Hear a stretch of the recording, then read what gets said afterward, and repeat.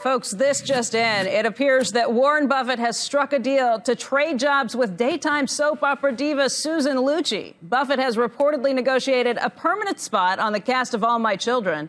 Apparently, Ms. Lucci is en route to Omaha as the new CEO of Berkshire.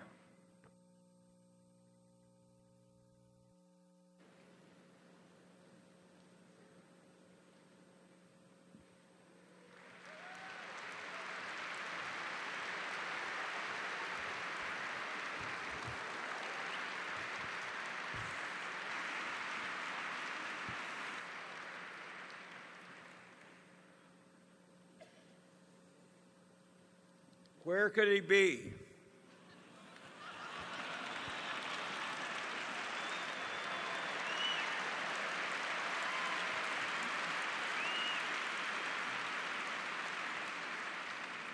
Do you mean Warren, Charlie? He's been detained at the TV studio. Really? Hi, Charlie. I'm Susan Lucci. Oh, haven't you heard about the deal between Warren and me? He's going to be a big star at All My Children, and I'm going to be taking over Berkshire Hathaway. Well, you've certainly got some important qualities that Warren lacks. Well, thank you, Charlie. And you can relax now, you dear man. You just make yourself at home, because I'll take it from here, thank you. I've been wanting to talk to our shareholders for quite some time now. There's some changes I really think we need to make around here. The first thing we need to look at is our dividend policy. I have never heard of anything so cheap and so unfair to our wonderful shareholders. We need to change it. Sounds good to me. And second, we need to look at giving guidance on earnings. And we need to do that every single week. Sounds good to me. And third, we need to pay our directors more than $900 a year.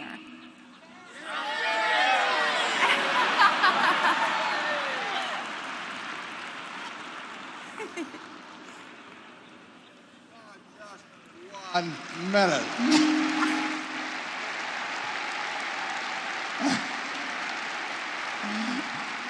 Hi, Warren. Warren, I thought you were at the All My Children studio. What's that talk about dividends that I hear?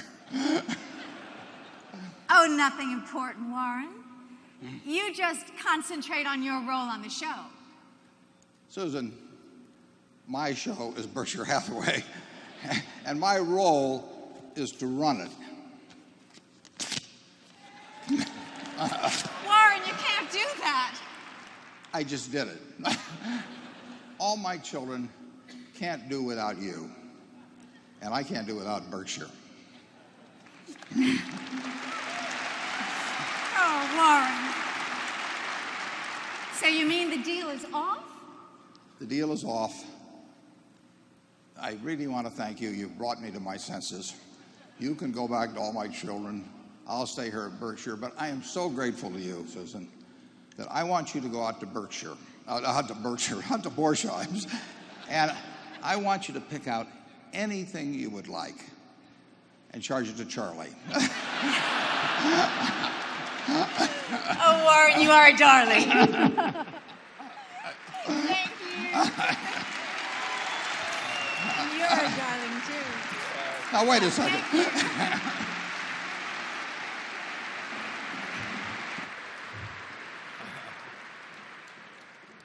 Okay, Charlie, let's get this show on the road.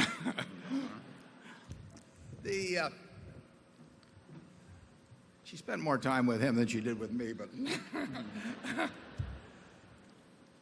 we're going to follow the usual procedure.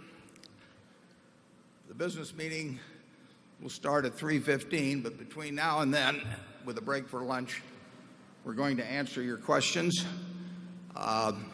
We don't screen them ahead of time, as you know, based on who gets lined up at the microphone first, and we'll go around from sections to sections and then go to the overflow rooms. My understanding is that our best estimate is that we have about 31,000 people here today.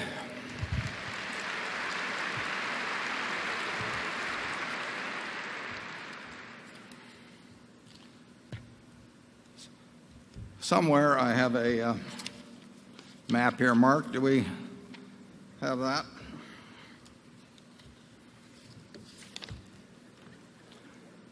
Pardon me?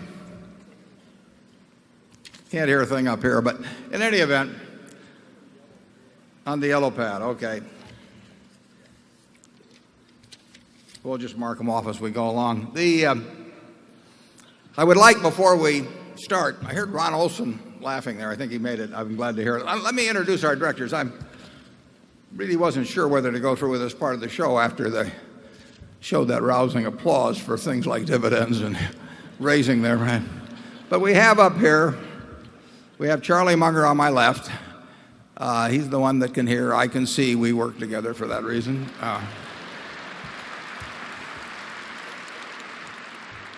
And if the rest of you will just stand as I give your name, and if you'll hold your applause to the end, or even longer if you would like, I will introduce them. It's Howard Buffett, Susan Decker, Bill Gates, David Gottesman, Charlotte Guyman, Don Keogh, Tom Murphy, Ron Olson, and Walter Scott, the best directors in America.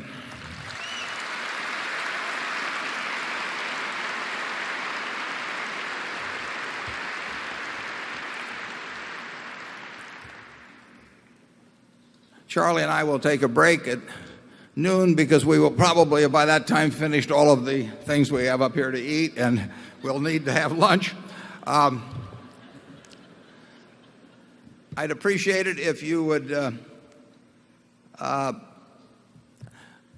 limit your questions to one question, and that means not embodying a three-parter or four-parter or something like that. And there's no need to make a long introductory statement because we'll get more questions answered that way, and we want to cover as many people as we can. So with that, we'll go right over to post number one and start in with the first question. A very good morning to Mr. Buffett and Mr. Munger. My name is Rajesh Vora from Bombay, India. I have been learning a lot from annual letters of yours. It's been a great insight into investment philosophy that I haven't learned from anywhere else. Great job. That's on the mind side, but on the heart side, what touches me the most is what you have achieved all these years is through 100% honesty, and I salute to that. Thanks. My question is on what key steps would you recommend to correct the mindset of typical investor like me, which is what you narrate as lemmings-like, the crowd mindset? What would we recommend? We got the question being repeated here. About the mindset of an investor, is it?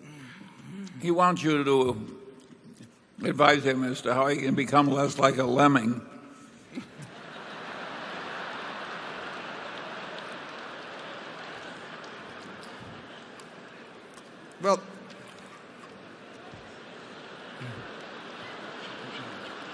Well, since you repeated the question, I'm going to let you give the first answer to that, Charlie.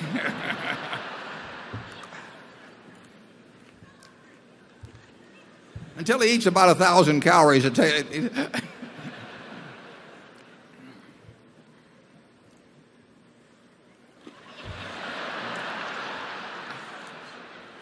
He wants to invest less like a lemming. Oh, I understand that. I was giving you the first shot at it, but I will tell you what changed my own life on investing. I started investing when I was 11. I first started reading about it. I believe in reading everything in sight, and first started reading about it when I was probably 6 or 7 years old. But for about 8 years, I wandered around with technical analysis and doing all kinds of things, and then I read a book called The Intelligent Investor, and I did that when I was 19 down at the University of Nebraska.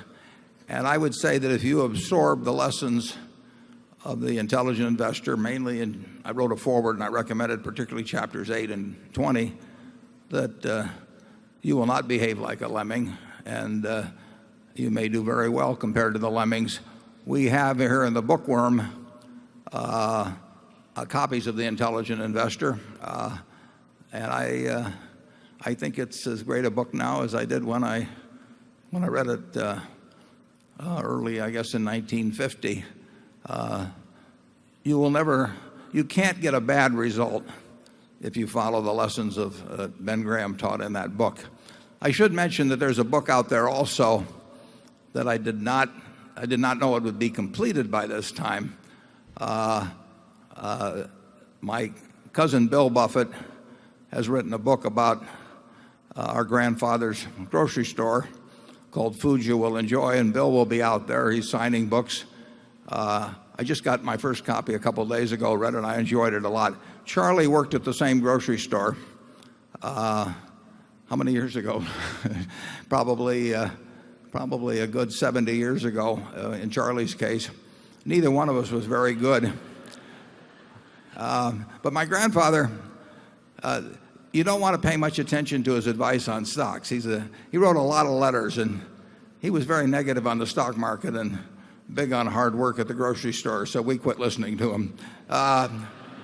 Instead, read The Intelligent Investor. That's the book that gave me the philosophy that has taken me now for a lot of years, and there's 3 big lessons in there which relate to your attitude toward stocks generally, which is that you think of them as parts of a business, and your attitude toward the market, which is that you use it to serve you and not to instruct you, and then the idea of a margin of safety, of always leaving some extra room in things.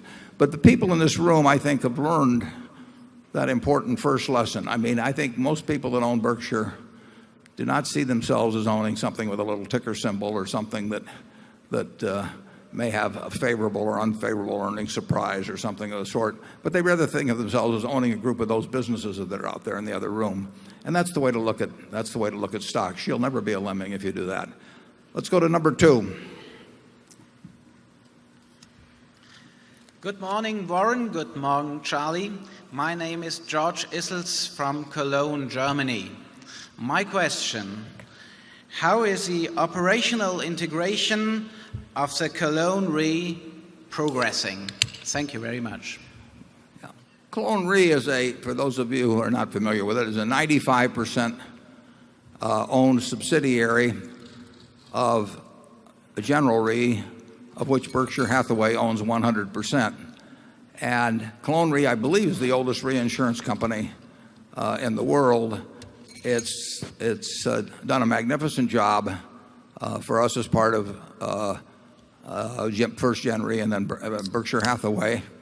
And we have a process in place that will, before too long, result in us owning 100% of Cologne. One difference then, there won't be any difference in operation.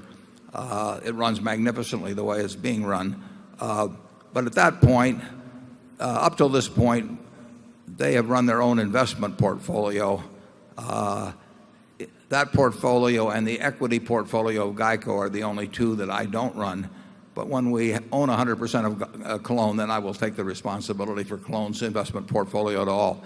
Otherwise, it would be hard to improve on the operation of the management of Cologne. So you will not see any other changes except we will consolidate in 100% of the earnings of Cologne rather than 95%. Area 3. Good morning, Mr. Buffett, Mr. Munger. My name is Sam Reiner from Fort Lee, New Jersey.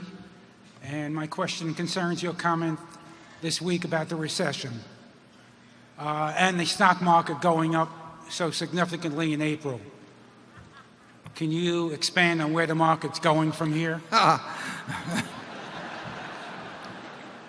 Well, I could expand, but I couldn't answer. Charlie and I haven't the faintest idea where the stock market is going to go next week, next month, or next year. We never talk about it. It never comes up. Our directors will tell you that they've never been to a directors meeting where the subject of the direction of the stock market is. We are not in that business. We don't know how to be in that business. Obviously, if we could guess successfully a high percentage of the time where the stock market was going to go, we would do nothing but play the S&P futures market, where there wouldn't be any reason to look at businesses and stocks. So it's just not our game. We don't think what we see when we look at the stock market is we see thousands and thousands and thousands of companies priced every day, and we ignore 99.9% of what we see, although we run our eyes over them. And then every now and then we see something that looks like it's attractively priced to us as a business. Forget about the word stock. So when we buy a stock, we would be happy with that stock if they told us the market was going to close for a couple of years. We look to the business. It's exactly the same way as if you were going to buy a farm a few miles here outside of Omaha. You would not get a price on it every day, and you wouldn't ask, whether the yield was a little above expectation this year or down a little bit. You'd look at what the farm was going to produce over time. You'd look at the expected yields. You'd look at expected prices, the cost, taxes, the cost of fertilizer, and you would evaluate the intelligence of your purchase based on what the farm produced relative to your purchase price. Quotes would have nothing to do with it. That's exactly the way we look at stocks. We look at them as businesses. We make judgments about what the futures of those businesses will be, and if we're right about that in those judgments, the stocks will take care of themselves. Charlie? Nothing to add. He's been practicing for weeks. Let's go to area 4.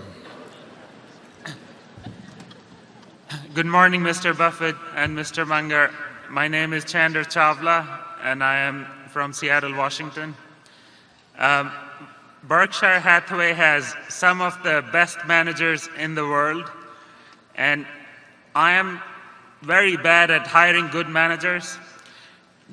Some of the decisions I've made, which were without any phone calls from Jamie Lee Curtis, I look back and I see, what was I thinking? So what can you advise on how in 1 hour you can assess the capability of a person to be a good manager? Well, you have to understand that we cheat. We buy businesses with good managers. So if you give me 100 MBAs, and I have these classes come out all the time. I've had about 30 schools this year, and usually there's 75 or 100 men and women in the classes.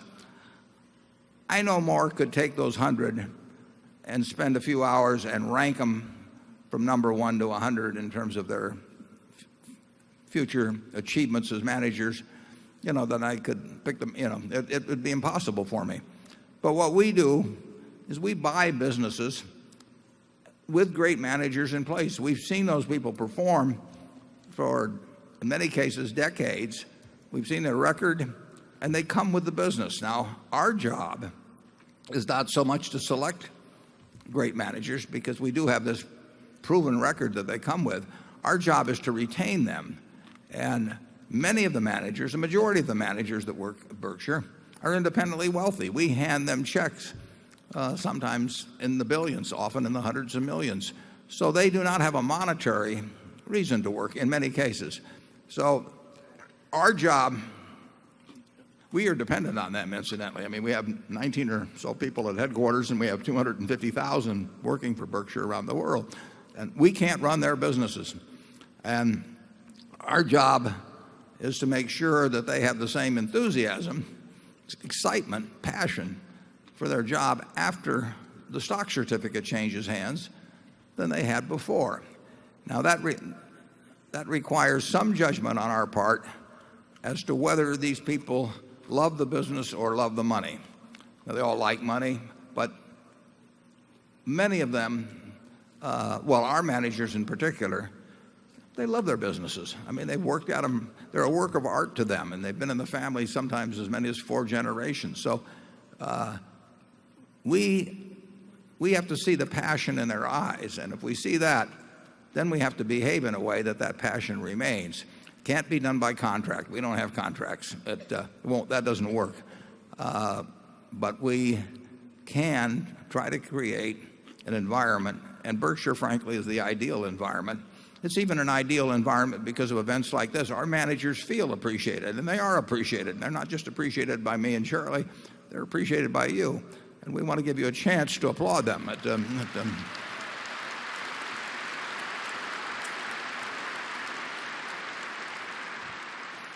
So I can't be of enormous help if you're looking at a group of MBAs. You know, it's not easy. I mean, they sort of learn by that point in life how to fool you in terms of what answers you want to hear and all of that sort of thing. I would look for the person with passion for the job. I mean, the person that is always doing more than they're sure. You look for people that are good communicators and all of that sort of thing. But I like my way better. It's a lot easier just to take somebody who's been batting 400 in baseball and say, I think I'll stick him in the lineup. And the nice thing about our game is that, you know, in baseball, unless you're Nolan Ryan or somebody, you have to hang up things at 40 or thereabouts. But in our game, they go on and on and on. I mean, I use as an example, we had a famous Mrs. B from the Furniture Mart, and she worked for us till she was 103, and then she left and she died the next year. And that is a lesson to our managers that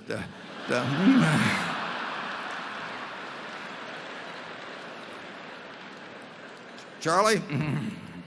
Well, that was very useful advice. It reminds me very much of the late Howard Amundsen, and a young and starving business student once asked him for advice as to how to get ahead. And Howard said, well, I always keep a few $1 million lying around in case a good opportunity suddenly turns up. Well, let's go to number 5. Good morning. I'm Joe Hudson, a shareholder from Culver, Indiana. Could you please comment on how you use stock options when trying to enter or exit a position in a public company? Yeah, I think there was one time we sold a put on Coca-Cola with the idea that if it got exercised, we were very happy to own more Coca-Cola.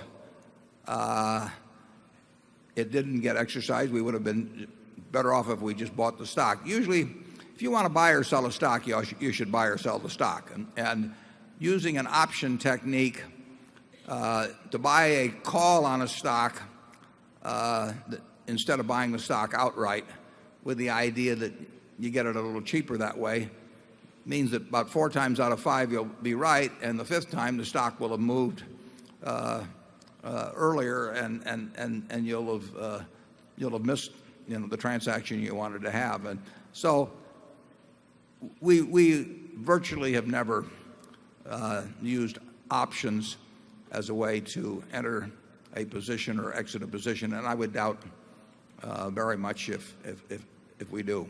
We've sold these long-term equity put options that are described in the press release yesterday and were described in the annual report, but that's a different sort of thing. If we want to buy something, we'll just start buying it, and if we want to get out of it, we'll start selling it, and we won't get involved in any fancy techniques. Charlie? Well, if I remember right, you wrote a letter when the public authorities were deciding whether we should have option exchanges for stocks. And Warren was all alone at that time, and he wrote a letter saying that he didn't think it would do any good at all for the country to throw out the margin rules in this fashion. I've always thought that Warren was totally right. It's the idea of turning financial markets into gambling parlors so the croupiers can make more money has never been very attractive to us. Yeah.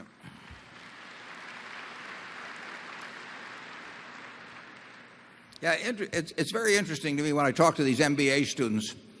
One of them from the University of Chicago, the very first question I got a few years ago, he says, what are we being taught that's wrong? I love questions like that. I have to plan them in the future. The amount of time spent at business schools, maybe it's a little less now, but teaching things like option pricing and that sort of thing, it's totally nonsense. I mean, you need 2 courses in a business school. One is how to value a business, and from the standpoint of investment, a business and how to think about stock market fluctuations. But the idea that you would spend all of this time with formulas, but the problem, of course, is that the instructors know the formulas, and you don't when they come, and so they've got something to fill the time explaining to you. And it is no fun if you were teaching biblical studies, and you could read 3 or 4 of the most important religious tomes forward and backward in 5 different languages. You would hate to tell somebody that it all comes down to the 10 Commandments. I mean, any damn fool can do that. So there's a great desire of the priesthood in finance to want to teach the things that they know and you don't know, and that they spend a long time learning, and that maybe require a fair amount of mathematics. And it really has nothing to do with investment success. Investment success depends on buying into the right businesses at the right price. And you have to know how to value businesses, and you have to have an attitude that divorces you from being influenced by the market. You want the market there not to influence you. You want it there to serve you. And that requires a mindset, which goes back to an earlier question. And it's a mindset that's described quite well in Chapter 8 of The Intelligent Investor. Let's go to number 6. Hi, I'm Irene from Bonn, Germany. Both of you are very generous person. What is your joy of giving, and what are the potential pitfalls when donating money? Pitfalls when donating money, I'm sorry. That's the joys of giving and the pitfalls of donating money. I know personally, I've never given up anything in my life that made a difference in my life. I mean, there are people that will go to church this Sunday and they will drop money in a collection plate, and it will make the difference about where they take their family, or whether they take their family in terms of where they eat, whether they go to a movie, whether they get an extra present at Christmas, whatever it may be. I mean, they are giving some money that makes a difference in their lives. I've never given a penny that way, and I never will. I mean, I get to do everything I want to do in life, but because I've lived a long time, which gives you an enormous advantage in terms of accumulating money, and most of the things I want in life don't come from the expenditure of money. So it accumulates, and basically I'm giving away excess. I'm not giving away anything from necessity. So I really, I think what I'm doing is useful with the money, but I don't think it's on a par at all with the actions of somebody that's giving money that really makes a difference in how they or their children live. Those are really charitable people. I think my sister Doris is here. She has given away money that made a difference in her life. She gives away time too. She gives away 8 or 10 hours a day in terms of actually looking into the real needs of people and giving them things beyond the money, giving them help and advice and somebody to talk to. And that's real giving, and I admire her for it. I'm not emulating her. I mean, she is in the retail business of giving. I like wholesale much better. In terms of the pitfalls, you can make mistakes in any area, but if you should give to things that you personally have an interest in and believe in, and that can be anything. I'm not going to prioritize what should be done with gifts. It's something you're involved in, something you want to give your time to as well as money. But beyond that, I'll let Charlie carry on. Yeah, regarding pitfalls, I would predict that if you have an extreme political ideology, whether of the left or the right, you're very likely to make a lot of dumb charitable gifts.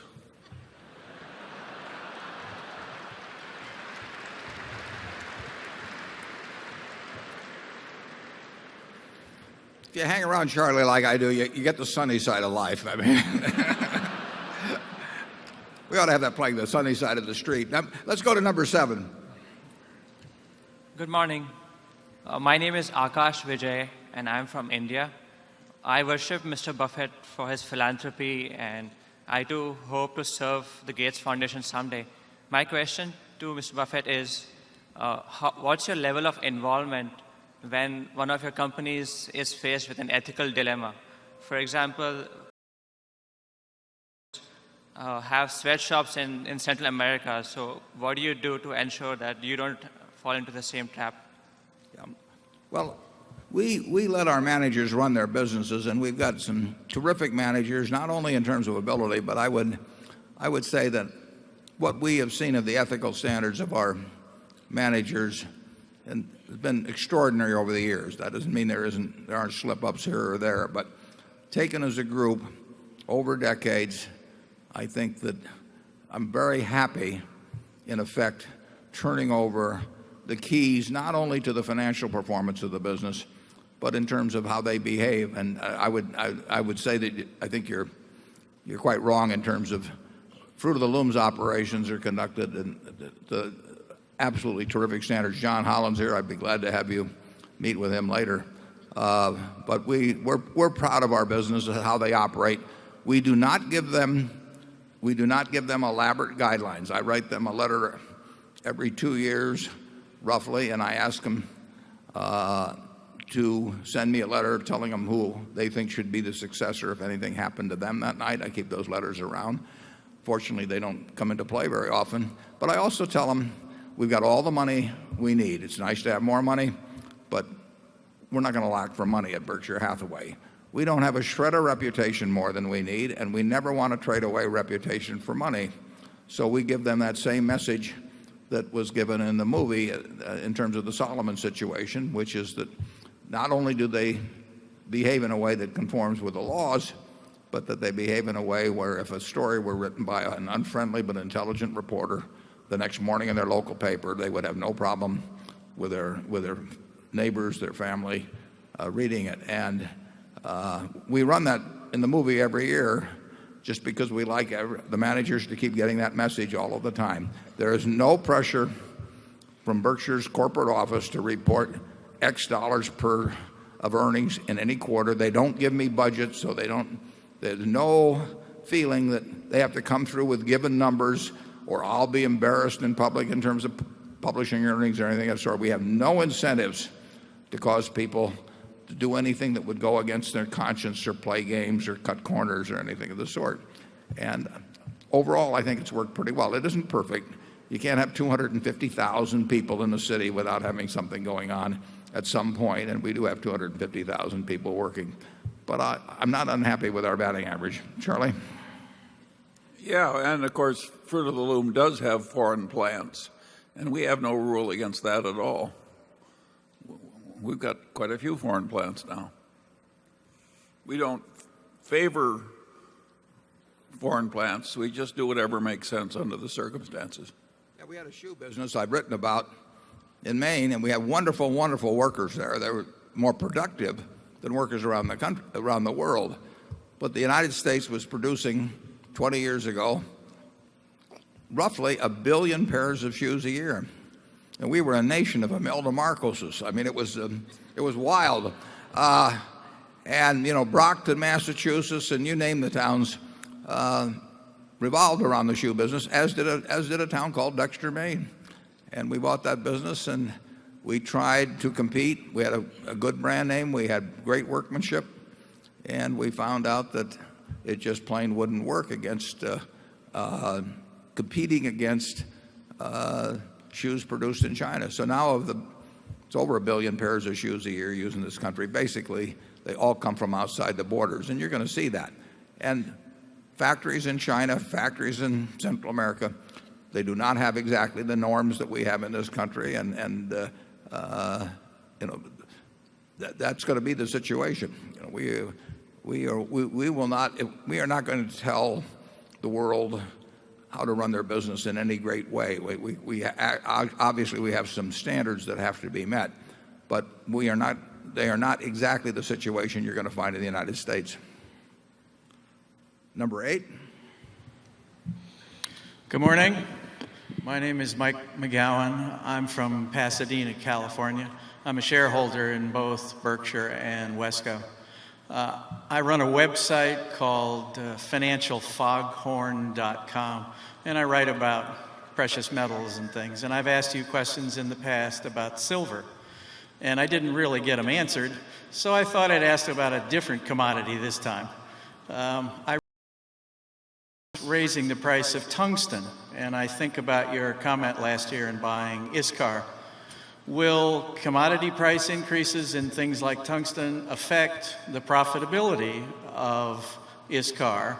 And would that be the reason you're locating a plant in China to build machine tools? Thanks. Yeah, the reason the plant was built in China was to serve the Chinese market, which is large and growing. And we opened in Dalian late last fall. It's nicer to be closer to the raw material, but it really had nothing to do with changes in the price of tungsten. Generally speaking, if you're creating a higher value added product, as ISCAR is doing, from a raw material, there may be 3 months, 6 months of adjustment to changes in raw material prices. And obviously with some commodities, if it gets high enough, you get into substitutes.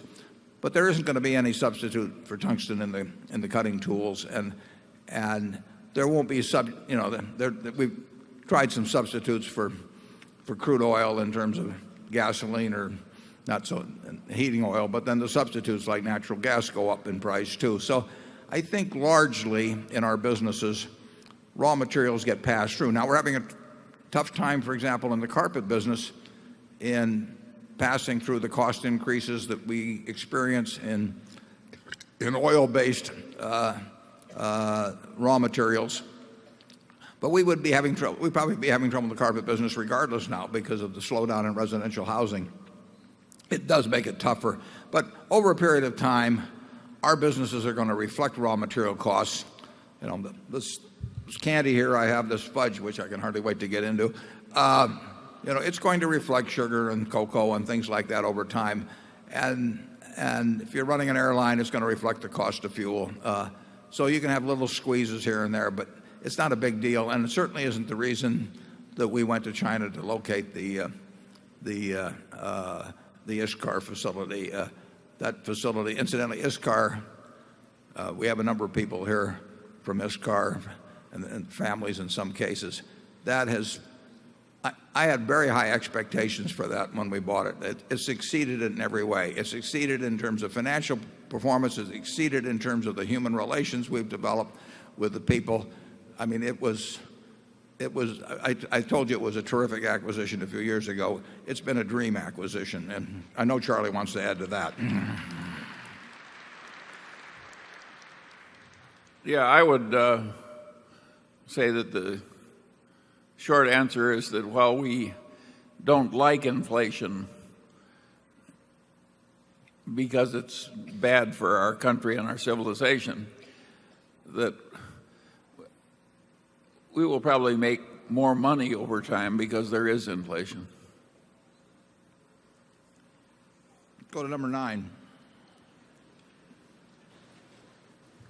Good morning. My name is Mark Rabanov from Melbourne, Australia. My question is, Berkshire has bought a lot of shares over the last 12 months in listed companies. Do you expect the return on these investments to be between 7 and 10% per annum over many years, which is, I would say, well below what Berkshire has achieved in the past? The answer to that is yes. We would be very happy if we could buy common stocks where our expectation over a long period, pre-tax, from a combination of dividends and capital gains, we'd be very happy if we thought it was going to be 10%. And we would probably settle for a little less than that. And there's no question, absolutely no question, that returns from owning Berkshire will be less in the future than they have been in the past. There's no question that we will not do as well with the common stocks at Berkshire that we own in the future as we have over the last really 40 years or thereabouts. We operate now in a universe of marketable stocks where we're talking about companies with market caps of at least $10 billion. most cases to have a meaningful impact on Berkshire. We're talking much bigger than that, maybe 50 billion and up. Well, that universe is not as profitable a universe to operate in as if you have the entire universe of thousands and thousands of companies. So if we just take an example, if we find a company with a market cap of 10 billion and we can buy 5% of it, and usually that's about what we could buy without disturbing things, we can have a $500 million investment. Let's say it doubles over a period of time. That's 500 million. You pay a 35% tax. You have 325 million. That's less than 0.2% in terms of Berkshire performance. So our universe has shrunk enormously, and we will not do as well in that universe remotely as well as we would if we were operating in a much wider universe and could do all kinds of things. We've found little things to do from time to time where we've made some money. I may refer to them a little later, a couple of things. And they're nice, but they don't move the needle very much at Berkshire. So anyone that expects us to come close to replicating the past should sell their stock. I mean, because it isn't going to happen.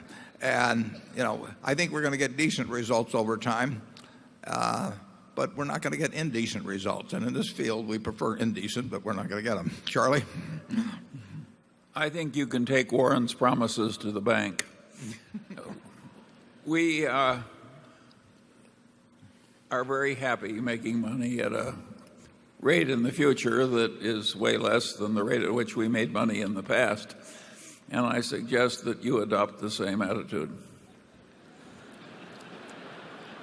Well, I wouldn't condemn him to that. I think if you're working with small amounts of money, I've talked to then you may have something very much better to do with your money than to buy Berkshire. I mean, if you're working with small amounts of money and you want to put in significant amounts of time and examine thousands of securities, you will find things that are more intelligent to buy than Berkshire. We still think Berkshire is an attractive investment over a long period of time. We think that it stacks up reasonably well with other very large companies. We don't think it's the most attractive investment in the world in terms of what you can find if you're willing to go through those thousands of possibilities, which is what Charlie and I used to do many years ago. It's not feasible for us to do it now, and it wouldn't have any impact on Berkshire. What we really like at Berkshire is buying good sized to very large first-class businesses with first-class management and just sitting there. Because the nice thing about that is you don't have to go from flower to flower. You can just sit there and watch them produce more and more every year and give you capital, and you can buy more businesses. That's a nice formula. It's a formula that will work, I think, for us. It won't produce returns like the past. Number 10. Ayuki Naniathwoiti San Chuk Chuk Tui Shepavansa. My name is Chuk Chuk Hillman, and I come here from the Klamath River, and I come here with a heavy heart. And I know this is a pretty light-hearted event, but I came here last year with a heavy heart too, and I fasted for 10 days driving over here to speak with you. And we really were disrespected last year, and because one of your subsidiaries, Pacificor, has dams on the Klamath River that are creating toxic algae blooms, along with multiple other things. I won't go into it too far, but I just come here today with a principal agreement between you and I that you will sit down at the table and help us figure this out, help us make Pacificor accountable, and beings that I'm an indigenous American and you're a guest in my home as a European American, that you would do that in front of all your shareholders today in good faith, that you care, as a philanthropist, and you care about, helping, third world countries, fight poverty, disease, when you're helping create it right here in the United States. You may not. Last year we read the order under which we acquired Pacific Corp, and actually, as you may know, I'm prohibited from actually making decisions in the area of Pacific Corp. That was part of the Public Utility Commission ruling Dave Sokol here, who can speak to that. I think the first dam was built in 1907, and we bought Pacific Corp a couple of years ago. But David, if Dave could go to a microphone, I think he could address the issues that you brought up. I don't think we meant in any way to be disrespectful last year. Those of you who were here last year, that we may have a difference of opinion on this, and incidentally, there are strong differences of opinion, as I understand it, in your area about what should be done. And well, I think I should have Dave make the explanation on that. Dave?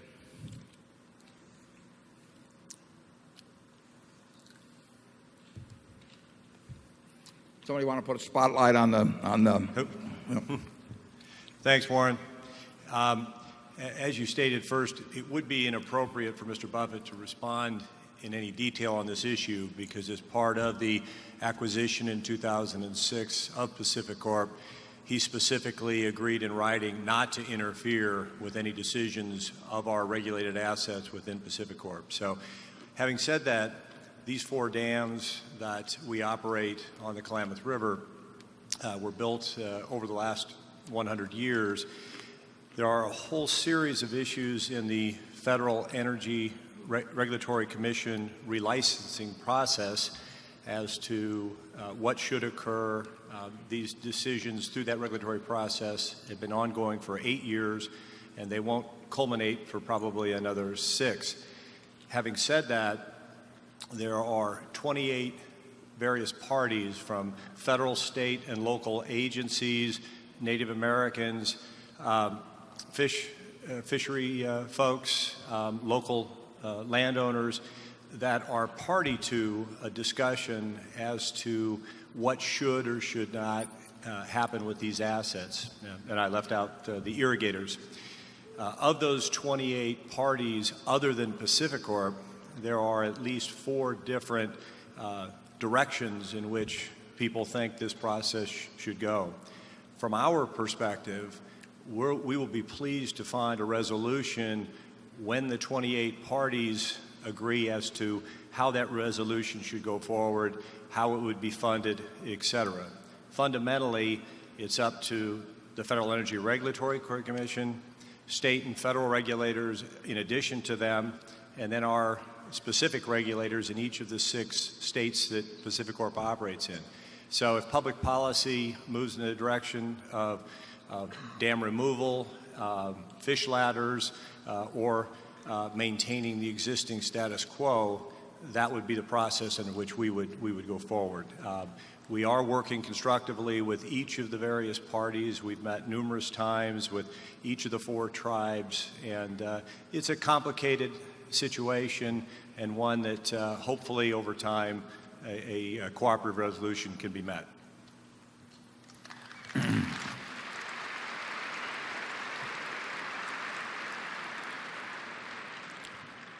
Area 11, please. Good morning. I'm Dinesh Kakaria from Walnut Creek, California. Well, we learned something from a comic movie, but could you please expand on how do you maintain your good mental and physical health?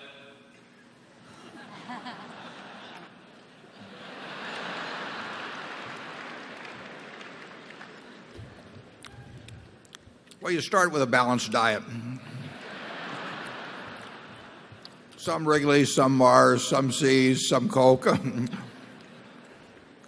Oh, basically, if Charlie and I can't have a decent mental attitude, who can? I mean, we get to do what we love doing every day. We do it with people that are not only cheerful about it and like us, but they do their jobs extraordinarily well. They like their jobs too. We're forced to do virtually nothing that we don't want to do. I have a trainer that comes 3 times a week. I think she's probably here. She may think I'm a little begrudging in that particular activity, but that's only 45 minutes 3 times a week. And the rest of the time, I am doing I'm doing whatever I love day by day by day by day, and I do it, in air-conditioned offices and with all kinds of help. How could you be sour about life, being blessed in so many ways? And then the amazing thing is that when Charlie's 84, I'm 77. And we've slowed down, I'm sure, in a lot of ways, but we pretend we haven't, and it doesn't seem to bother us. We get along fine. Great partners, great managers, great families.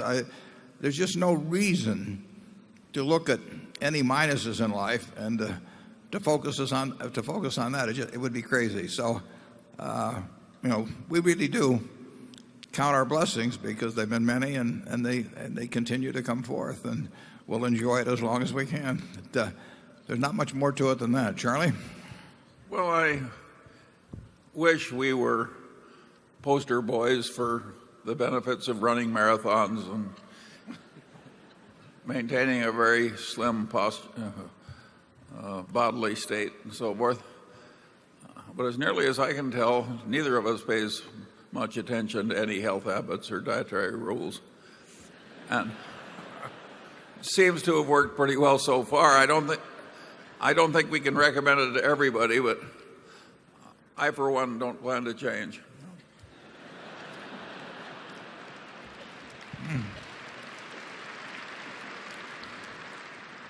Really, from the moment we get up to when we go to bed at night, we get to do all kinds of things. We get this associating with wonderful people is about as good as it gets. And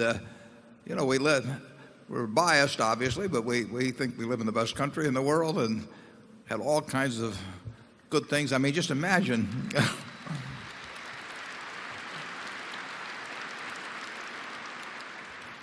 Well, we could have stayed in my grandfather's grocery store and it would have been hell. By the way, this relates to the subject of corporate compensation. You're in a job which you would pay to have if that were the only way to get it. And you're supposed to be an exemplar from other people, for other people. There's a lot to be said for not paying yourself very well.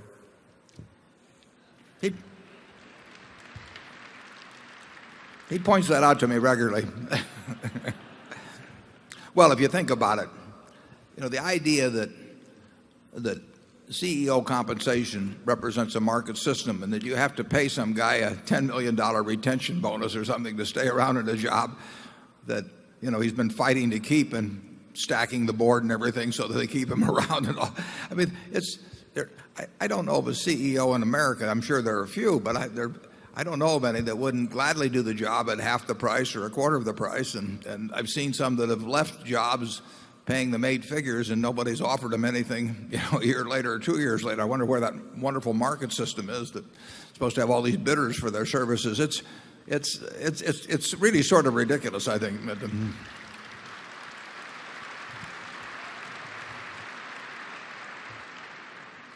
Let's go on to 12. Hi, I'm Richard Rentrop from Bonn, Germany. At the moment, I attend high school and would like your wisdom on how to approach the question of what to do with the rest of my life. So, we prefer things a little more difficult than that, if you've got to say. So, Mr. Buffett, Mr. Munger, if you were about to start all over again, what profession would you choose and why? Well, I would choose what I do because I have fun at it. I'm reasonably good at it. I meet a lot of interesting people through it. No heavy lifting. It fits me.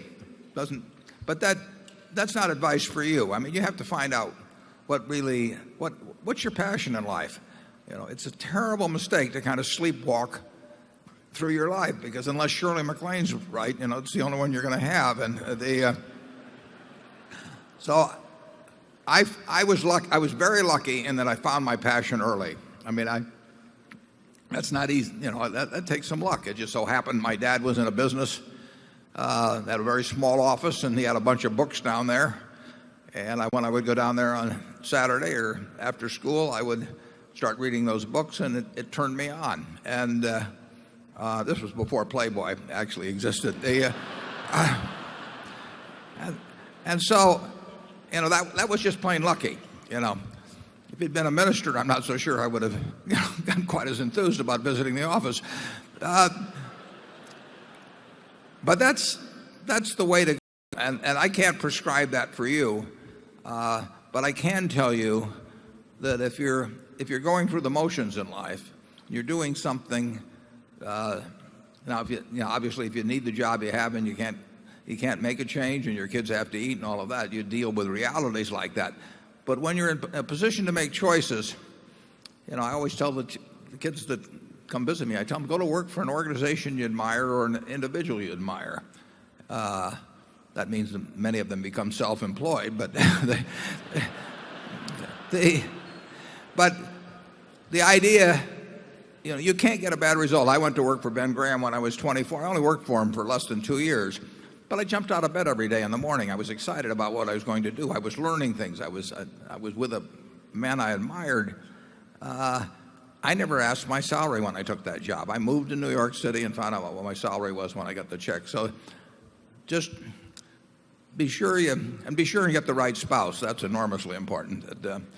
As Charlie says, the problem, is that we talk about that fellow that spent 20 years looking for the perfect woman, and then he found her, and unfortunately she was looking for the perfect man. So you may have a problem in that respect. But it's enormously important who you marry. I mean, it's a huge, huge, huge decision. And if you're lucky in a couple of things like that, you're going to have a happy life, and you're going to behave better as you go along. I mean, it's a lot easier to behave well when things are going your way and you're enjoying your work, and you're thinking about things every day that are the kind of things you like to think about. And Charlie has a lot better advice than I have on that. Go to it. Well, of course, you'll do better if you develop a passion for something in which you have a considerable aptitude. I think if Warren had gone into the ballet, nobody would have ever heard of him. Oh, I think they'd have heard of me, just in a different way, Charlie.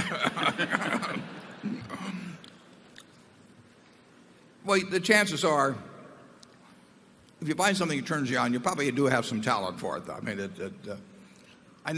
I don't think I could have gotten turned on by ballet. Yeah. Let's go. We're going to go now to 13, which is in an adjacent ballroom. We have multiple overflow rooms, which is how we're handling the 31,000. The grand ballroom is the only one where we've got a microphone in. So let's go to number 13. Somebody there? I'm Nancy Ankowitz. I'm from New York City, and I teach at New York University. Mr. Buffett, I'd love to get your advice on something that's a little off the investing path, but that taps into your business experience and wisdom. I'm writing a book to help people of a more introverted nature get the recognition they deserve. What advice would you give to the quieter half of the population to help them raise their visibility in their careers? Well, that's a very good question, and I sort of faced that at one time. I was absolutely, throughout high school and college, terrified of public speaking. And I avoided any classes, signing up for them that would require it. I would get physically ill if I even thought about having to do it, let alone doing it. And I took a Dale, first of all, I signed up. I went down to a Dale Carnegie course when I was at Columbia and signed up for it, gave him a check for $100, went back to my room and stopped payment on the check. This is a real man of courage you're looking at up here. And then I came out to Omaha, and I saw a similar ad. I was at the Rome Hotel for you old-timers in Omaha on 16th Street, and I went down there. And this time I took $100 in cash and gave it to Wally Keenan, who some of you may know. He died some years ago. First time I'd met him. And I took that course, and when I finished that course, I went right out to the University of Omaha and volunteered to start teaching, knowing that I had to get up in front of people. I think the ability to communicate both in writing and orally is of enormous importance, undertaught. Most graduate business schools, they wouldn't find an instructor to do it because it would sort of be beneath them to do something so supposedly simple.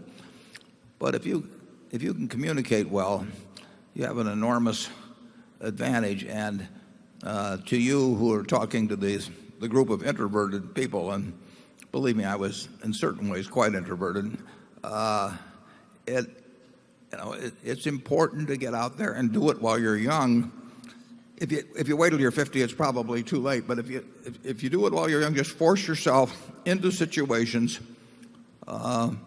where you have to develop those abilities. And I think the best way to do that is to get in with a whole bunch of other people who are having equal problems, because then you find you're not alone and you don't feel quite as silly.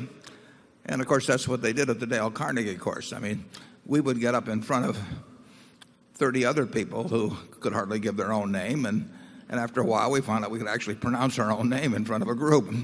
But we would stand on tables and do all kinds of silly things just to get outside of ourselves. And you may have thought by this point you may think it went too far in my particular case, but that's another problem.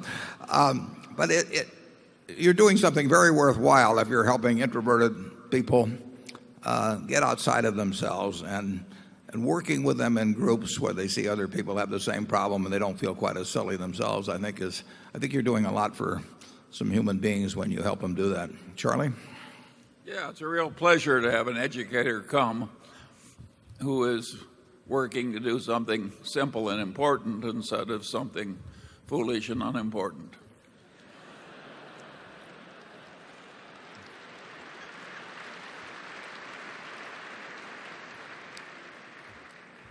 I hope he's not going to name names. Okay, let's go back to number one.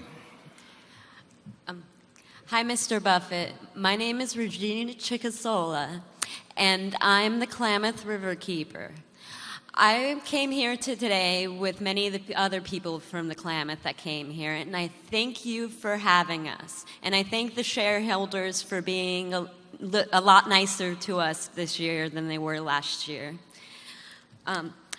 So my question is, I'm sure you're familiar with the severe pollution issues in the Klamath River, such as the toxic algae problem that is 4,000 times allowable recreation levels, and that the fish are also now toxic due to the Klamath dams.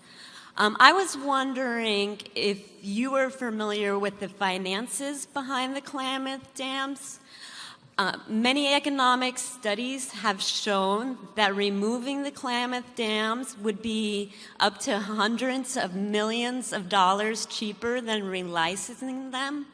So my question is, what would you do if Pacificorp decided to keep these dams, even though it would mean that your shareholders would lose money in the long run and that Pacificorp's ratepayers would also be losing money? Well, I think the question about the ratepayers will be addressed by the public utility commissions. I mean, it is their job to represent the citizens of Oregon and weigh a number of different considerations. For example, clean energy. Do you want to replace hydro energy with, of which you're talking about, with coal, which emits carbons into the atmosphere? There are enormous trade-offs. Anytime the government gets involved in eminent domain, we have that with wind farms, for example, in Iowa. There's some people that are unhappy with us using the land for wind farms, but on the other hand, you get clean energy that way. And there are trade-offs involved in government policy. You get into that with the question of eminent domain, all of that sort of thing. But I think I'm going to let Dave talk to the question, the more technical questions you get into. But I would say overall, you have people with widely different interests. Obviously, a big interest is the cost of electricity. And to some extent, every public utility commission that makes a decision on gas versus coal versus wind versus solar is making a decision based partly on the economics to their ratepayers, partly on their feelings about what is the best for society. And those commissions are appointed state by state to make those decisions. Now, in addition, in this case, we have the FERC, as it's called, the Federal Energy Regulation Commission, that will also have to rule on it. They will listen to everybody. They'll listen to you. They'll listen to the 28 others that Dave mentioned. in the end, we will do exactly what they say. I mean, as a public utility, if they tell us to not put up coal, we will not put up coal. If they tell us to put up wind, assuming that there's a place where there is wind, we will put up wind. We follow the dictates of the regulatory bodies that tell us what to do. And in the end, they give us a fair return on the assets employed, and we will get that return, whatever the assets may be. If they tell us to put in coal assets, we'll get a return on that. So from our standpoint, on the standpoint of profitability, it's neutral. From the standpoint of society, weighing all these different things, that's a decision society will make. But Dave, want to talk to the algae question? Sure. First, it's important, the Carrick tribe did do a study and found bioaccumulation of microcystin or blue-green algae in the perch and the freshwater mussels in the Klamath River. What's important to understand about that, and by the way, we disseminated that report immediately to state and federal health agencies because they should know about it. Microcystin is not unique to the Klamath River. There are 27 other lakes in the state of Oregon that have blue-green algae, 70 different countries, every province in Canada, and 27 of the U.S. states have lakes that have blue-green algae. It is created from lakes that have a high abundance of nutrients and naturally forming algae. And at the head of the Klamath River is a lake known as Upper Klamath Lake, which is actually a Bureau of Reclamation reservoir. It's a shallow, large reservoir that is known as being hypereutrophic, which means a great abundance of algae and various nutrients. Those nutrients then flow down the river and do pass through or in cases get backed up by the 4 reservoirs down below the Bureau of Reclamation Link Dam. The important issue is those things are in fact taken into account by the Federal Energy Regulatory Commission. They issued their environmental impact statement last November, which endorsed various fish passage methods on the dams, but do not call for removal of the dams. But again, those are decisions that all the state, federal agencies and the various involved parties will either have to come to agreement with or let them run their course through the FERC process. Thank you. Number 2. Hi, my name's Henry Patner. I'm hailing from Singapore most recently. In one of your older letters, your older partnership letters in 1964, you introduced a 4th investment method called Generals Relatively Undervalued. In your description, you say, "We have recently begun to implement a technique which gives promise of very substantially reducing the risk from an overall change in valuation standards. We buy something at 12 times earnings when comparables or poorer quality companies sell at 20 times earnings, but then a major revaluation takes place so that the latter only sell at 10 times. Is this technique pair trading? And if so, how did you think about and calculate the ratio of longs to shorts?" Yeah, I didn't remember we started as early as 64, but certainly in the 60s we did some of what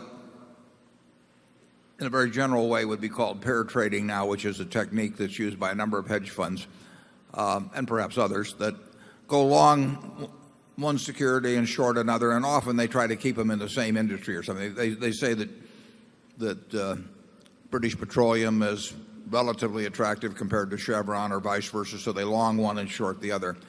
And actually that technique was employed first by Ben Graham in the mid-1920s when he had a hedge fund. Oftentimes, I read articles all the time that credit A.W. Jones with originating the hedge fund concept in the late 40s. But Ben Graham had one in the mid-1920s, and he actually engaged in pairs trading. And he found out it worked very modestly well because he was right about 4 times out of 5, but the time he was wrong tended to kill him on the other 4. We shorted out the general market for about 5 years in the partnership to a degree. We borrowed stocks directly from some major universities. I think we were probably quite early in that. We went to Columbia and Harvard and Chicago and different places and actually arranged for direct borrowing it wasn't as easy to facilitate in those days as it is now.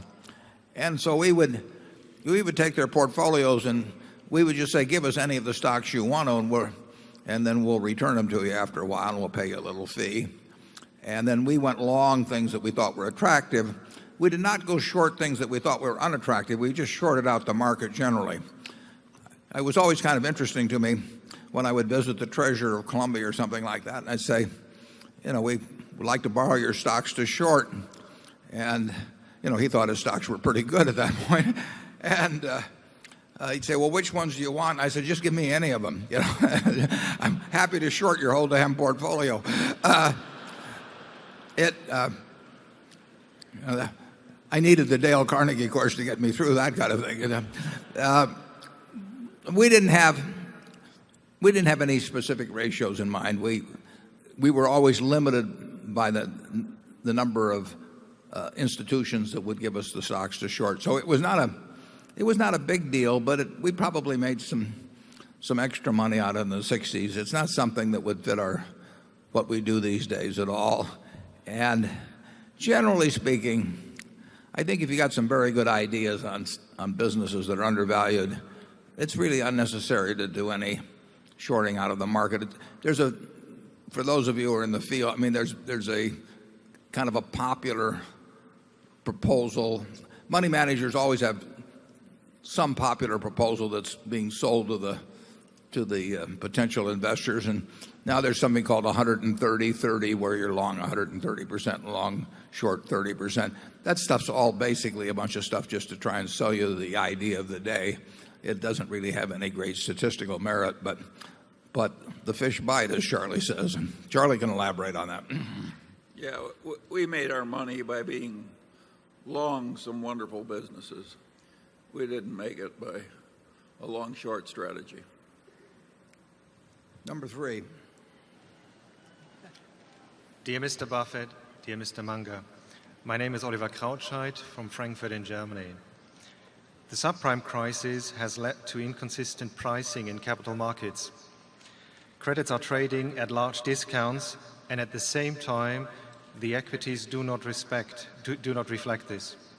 My question is, when will this be over, and how do you take advantage of market dislocations? Well, when there are market dislocations, there are always ways to take advantage of it, but we'll leave for you the joy of searching for those. But there have been some really important dislocations, and I brought along, just for your amusement, a few figures on something that we've done recently, but it doesn't have any big significance for Berkshire. Berkshire will make some extra money out of this. It doesn't take any time to think about, but it does illustrate just how dramatic the changes were. And the ones I brought along relate to the tax-exempt money market funds. There were 330 billion of these. That's a lot of money, 330 billion. And they relied on repricing of really almost all cases first-grade municipal bonds every 7 days. They had these auctions, and it was all set up very elaborately so that people could have their money more or less in their minds instantly available in something that was tax-exempt. And they were marketed extensively. And I brought along, for example, here's one that related to they were backed by various municipal issues. This happens to be one by the LA County Museum of Art. Just pull that out. And on January 24th, it was marketed at 3.15%. January 31st, 4.0. February 7th, 3.5.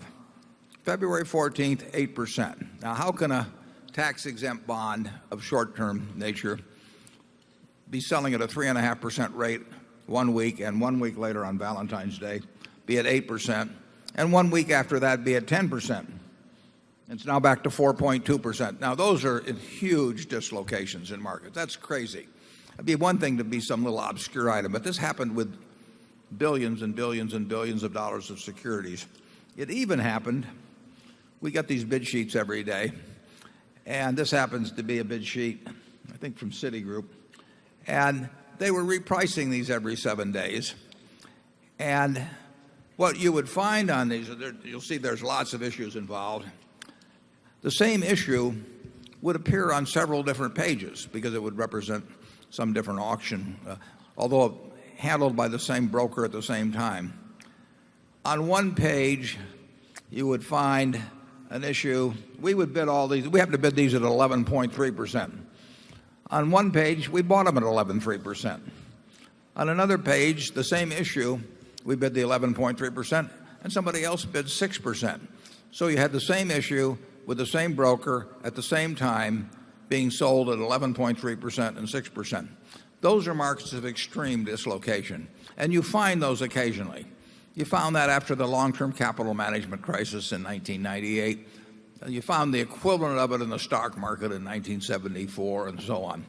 And those are great times to make unusual amounts of money. And there's certain things we can't figure out. I see in the Wall Street Journal, I see advertisements these days of auctions taking place in some esoteric mortgage securities. If you had enough time, you could probably figure out some of those that were very mispriced. We don't fool around with that. We just don't have the time. We were able to do we have about $4 billion in this right now. When we get all through, we'll have made some extra money for a couple of months. It won't be significant in relation to Berkshire's size, but it's something that's very easy to do. You may be able to find by working very, very hard on some smaller issues, you might be able to find in this mess in mortgages, and it's gone beyond subprime. It's gone into all days, and it's gone into option arms and that sort of thing. There very well could be some great opportunities out there that Charlie and I will no longer spot because we just can't be looking at that many things. Charlie? Yeah, what is interesting is that how brief these opportunities to take advantage of dislocations frequently are. Some idiot hedge fund bought unlimited municipal bonds at, incredible margins. I think they bought 20 times more municipal bonds than they could afford with their own money, borrowing all the rest. And when those things were dumped on margin calls, municipal bonds suddenly got mispriced in America. But the dislocation was very brief. But very extreme. But very extreme. And so if you can't think fast and act resolutely, it does you no good. So you're like a man standing by a stream trying to spear a fish, and the fish just comes by once a week or once a month or once every 10 years. And you've got to be there to throw that spear fast before the fish swims on. It's a pretty demanding business if you do it right. But there have been times, in the junk bond market, there was a 3 or 4 month period in 2002 where some really incredible things happened, and they happened on a large scale. So it happens about twice a century. Yeah. Which means that he and I have only had 4 or 5 times when we could do it. Let's go to number 4. Hello, Mr. Buffett and Mr. Munger. My name is Srinivas Kanediwal. I am from Fort Lauderdale, Florida. I read all your letters and annual reports multiple times, and every time I get a different insight, so thanks for doing it. My question is about converting the successful small businesses into large enterprise. I have a good and successful small business. From the last few years, I'm unable to grow it to the next level. It seems like there are some components I'm missing, so wanted to take your advice on it. Well, Berkshire was a small business at one time. It just takes time. It's the nature of compound interest, and you can't build it in one day or 1 week. So, Charlie and I have, we have never tried to do in some master stroke convert Berkshire into something 4 times as large. People have done that sometimes in business, but we've sort of felt that if we kept doing what we understood and did it consistently and had fun while we were doing it, that it would be something quite large at some point. But there's nothing magic. It'd be nice to attract a whole bunch of money into some great idea you have and multiply it manyfold in a few weeks or something of the sort. But that has really not been our approach. We have done in a general way. We've done the same thing. Now we do little variations of it, but we've kept doing the same thing for years, and we'll keep doing it. You know, we will have more businesses a few years from now than we have now, and we'll have all the ones we have presently. Most of them will do better, some won't, and we will have added something, and that's an automatic formula for getting ahead, but it's not an automatic formula for galloping ahead. But we don't really feel, we're not unhappy because we're not galloping. We're unhappy if we're not moving at all. But, you know, we've got 76 or so, in most cases, pretty darn wonderful businesses. And like I say, we'll have more as we go along. So it's a very simple formula. Gypsy Rose Lee said once, she said, I have everything I had 5 years ago. It's all that it's 2 inches lower. You know, well, what we want to have 5 years from now, a whole bunch of businesses we had before that are 2 inches higher, plus some more businesses. And that's the formula. Charlie? Yeah, you got to remember that it's the nature of things that most small businesses will never be big businesses. It's also in the nature of things that most big businesses eventually fall into mediocrity or worse. So it's a tough game out there. In addition, the players of the game all have to die, and those are just the rules of the game, and you have to get used to it. We've only created from scratch one small business that became a huge business that I can think of, and that's the reinsurance department. And there, Warren and Ajit and others have created a great and valuable business out of air. But can you think of anything other that's large that we've done in all these decades? No. We've only done it once, so we're a one-trick pony. Yeah, we were lucky on that one, too. Yeah, and incidentally, without a G, we wouldn't have done it at all. So. Right. It isn't that we did it. A G did it. We just sat there cheering. Somebody asked us once what was the best investment we ever made, and I answered the fee we paid to the executive recruiter to find Ajit Jain.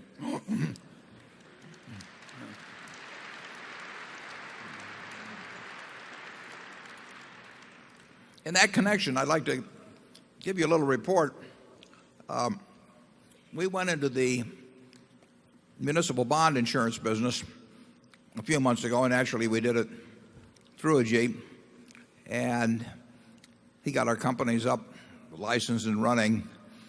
And in the first quarter of 2008, I don't have the figures for all the other people, but our premium volume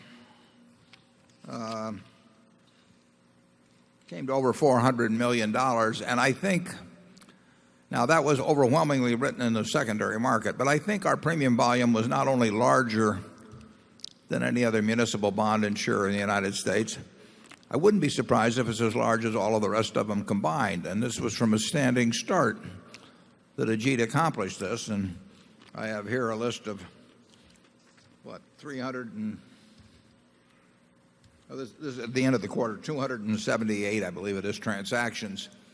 Now, that's all done out of an office with 29 or 30 people who are doing a lot of other things, too. I mean, it's a remarkable, remarkable place. One of the interesting things about this is that almost all of this business, although not all the premium volume, almost all of this business came from people who came to us with municipal bonds asking us to insure them. And in every case, except 2 or 3, they already had insurance from the other bond insurers, most of whom were rated AAA. So they were paying us a fee which was higher to write insurance, which would only be paid, not only if the municipality didn't pay, but the original bond insurer didn't pay. So we were writing business at an average rate of 2.5% for the quarter, and the original insurer had charged perhaps an average of 1%, and they had to pay. And in fact, the only way we're going to pay is if they went broke. So it tells you something about the meaning of AAA in the bond insurance field in the first quarter of 2008. Ajit's done a remarkable job in this. arena. And Berkshire wrote a couple of primary policies for the Detroit Sewer District and the Detroit Water District at each about 370 or 380 million. And people have found our insured bonds trading in the secondary market at a more attractive yield to the issuer, in other words, at lower yields than from any other bond insurer. So this whole company has been built just in a matter of a couple of months by Ajit in his small office in Connecticut. It's pretty remarkable, and I congratulate him for it.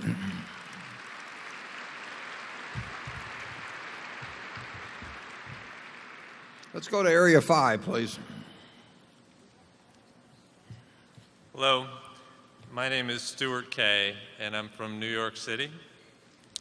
I wanted to know if you could not talk with management, could not read an annual report, and did not know the stock price of a company, but were only allowed to look at the financial statements of a company, what metric would you look at to help you determine whether you should buy a company?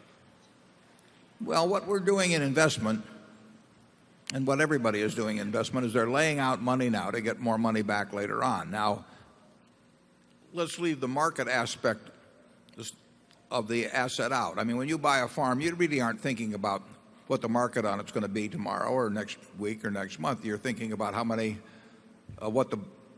bushels of beans per acre can you get, or of corn per acre, and what the price is likely to be. You're looking to the asset itself. And in the case you lay out, the first question you'd have to make is, do I understand enough about this business so that the financial statements will tell me the information that's useful to me in making a judgment about what those future financial statements are going to look like? And in many cases, the answer would be no. Probably in a great majority of the cases, it would be no. But I've actually bought stocks the way you're describing many times, and they were in businesses that I thought I understood, where if I knew enough about the financial past, it would tell me enough about the financial future that I could buy. Now, I couldn't say the stock was worth X or 105% of X or 95% of X, but if I could buy it at 40% of X, I would feel that I had this margin of safety that Graham would talk about, and I could make a decision. Most times I wouldn't be able to make it. I wouldn't know. If you hand me a bunch of financial statements, you don't tell me what the business is, there's no way I can make a judgment as to what's going to happen. It could have been a hula hoop business. It could have been a pet rock business. On the other hand, it could have been Microsoft early on. So unless I know the nature of the business, the financial statements aren't going to tell me much. If I know the nature of the business and I see the financial statements, if I see the financial statements on Wrigley, I know something about the business. Now I have to know something about the product before I can make that judgment. But we've bought lots and lots of securities, Charlie. The majority of the securities Charlie and I have bought, we have never met the management and never talked to them. But we have primarily worked off financial statements, our general understanding of business, and some specific understanding of the industry and the business we're buying. Charlie? Yeah, I think there's one metric that catches a lot of people. We tend to prefer the business which drowns in cash. It just makes so much money that one of the main principles of owning it is you have all this cash coming in. There are other businesses like the construction equipment business of my old friend John Anderson. And he used to say about his business, you work hard all year, and at the end of the year, there's your profit sitting in the yard. There was never any cash, just more used construction equipment. We tend to hate businesses like that. Yeah, it's a lot easier to understand a business that's mailing you a check every month. But that's what an apartment house is. If you own an apartment, you can probably value an apartment property pretty well if you know anything about the city in which it's in, and if you have the financial statements, you could make a reasonable guess as to what the future earnings are likely to be. But that's because it is a business that gives you cash. Now there could be surprises in that arena as well. But I bought a lot of things off financial statements. There are a lot of things that I wouldn't buy You know, if I knew that. Actually, there are a lot of businesses I wouldn't buy if I thought the management was the most wonderful in the world, because they were in the wrong business. It really doesn't make much difference. Number 6. Good morning. My name is Mike Palmentier, Fisheries Supervisor for Karuk Fisheries. Mr. Buffett, you grew up and still live in the banks of the Missouri River. I too live on a river called the Klamath. My family has lived there since a time immemorial.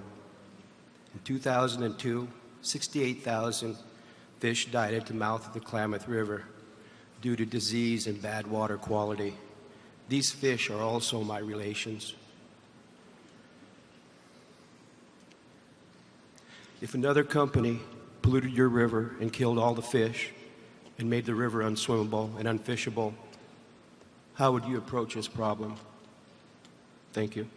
Well, I think society would, as a whole, should approach that problem by looking at the net benefits from whatever is taking place in that situation, and what the cost of electricity would be, and what the farmer's situation would be if you went to a different form of water distribution in the area. I mean, there are a lot of competing ideas and desires in a large society, and it's up to government basically to sort out those. We're sorting it out. Right now we're building coal plants in the country, we're building gas plants, we're doing various things. People are coming to different conclusions about what kind of trade-offs they want to make, and generally those are being made at the state level, although you could have a national energy policy that would override individual states' decisions. We're responsive to national policy on that. We're responsive to local policy. The Oregon Public Utility Commission, I'm sure, is aware of exactly what you've discussed, and they have to consider that, but they have to consider a lot of other things in determining what is the best way to generate the electricity required for the citizens of Oregon. And Dave, would you want to add anything to that?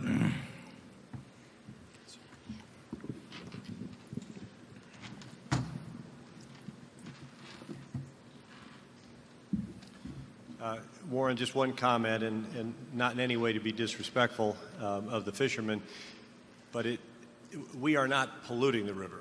We're not adding anything to the water that isn't coming out of Upper Klamath River. And we do recognize the different views as to whether the irrigation's a good thing or a bad thing, whether renewable power such as hydro is better than returning the river to its prior 1907 date. But the one thing that, just to be clear, is that PacifiCorp is not adding anything. The water is flowing through penstocks, creating electricity, and coming out the rear end, and it did so under a 50-year FERC license. But again, we understand the varying concerns, and hopefully over the next 6 years, a societal answer that balances all those concerns will be reached. Thank you. Well, I'd like to point out how refreshing it is to have people addressing a pollution problem which has nothing to do with burning carbon.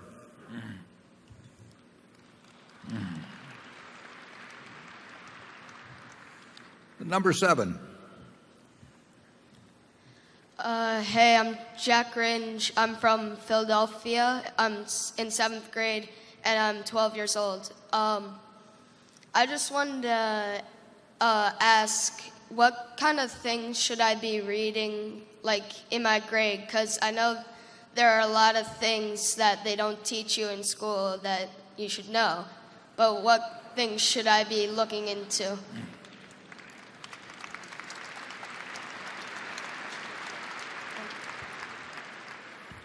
Well, I would get in the habit, if you don't have it already, but you sound like you very well may, of reading a daily newspaper, which is not the most popular thing in the world among younger people these days. But you want to learn as much as you can about the world around you, you know. And Bill Gates, I think, quit the letter P in the World book. Doesn't seem to have hurt him too much to quit there, but you ought to have a set of you can have a set of world books, you can read the newspapers, you should just sop it up. And you'll find out what's the most interesting to you. I mean, there's a certain point where the sports pages are most interesting to me, and then the finance pages, and I happen to be a political junkie, but you just can't learn enough in life. And I think what you'll find is that the more you learn, the more you want to learn. I mean, it is fun.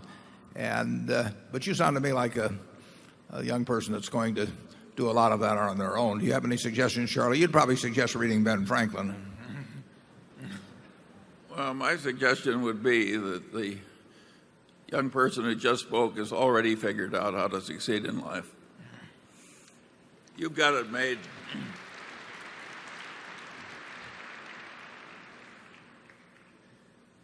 Number 8. Greetings to all of you from the Midwest of Europe, from Bonn, Germany on the Rhine River. I'm Norman Rentrop. I'm a shareholder in Berkshire, Wesco, and Cologne Re.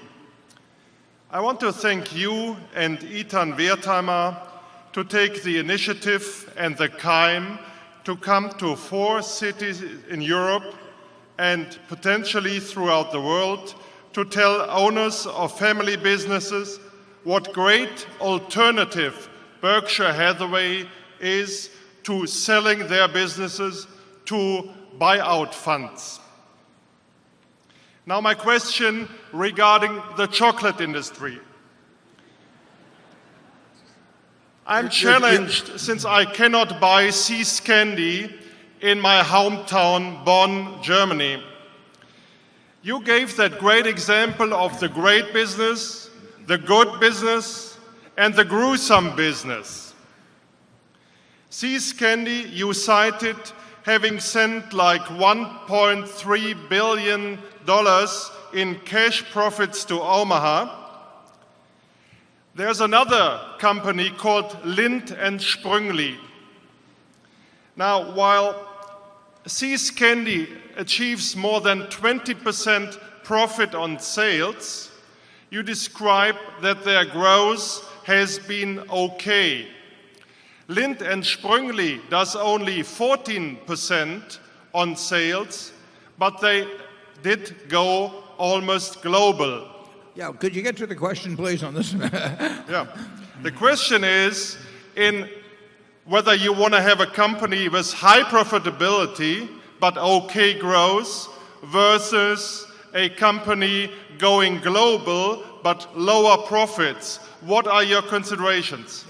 It really makes no difference to us. We evaluate all kinds of businesses, and what we do want is we want a business with a durable competitive advantage, which both of the companies you named do. And we want something we understand, and we want a management that we like and trust, and then we want a price that makes sense.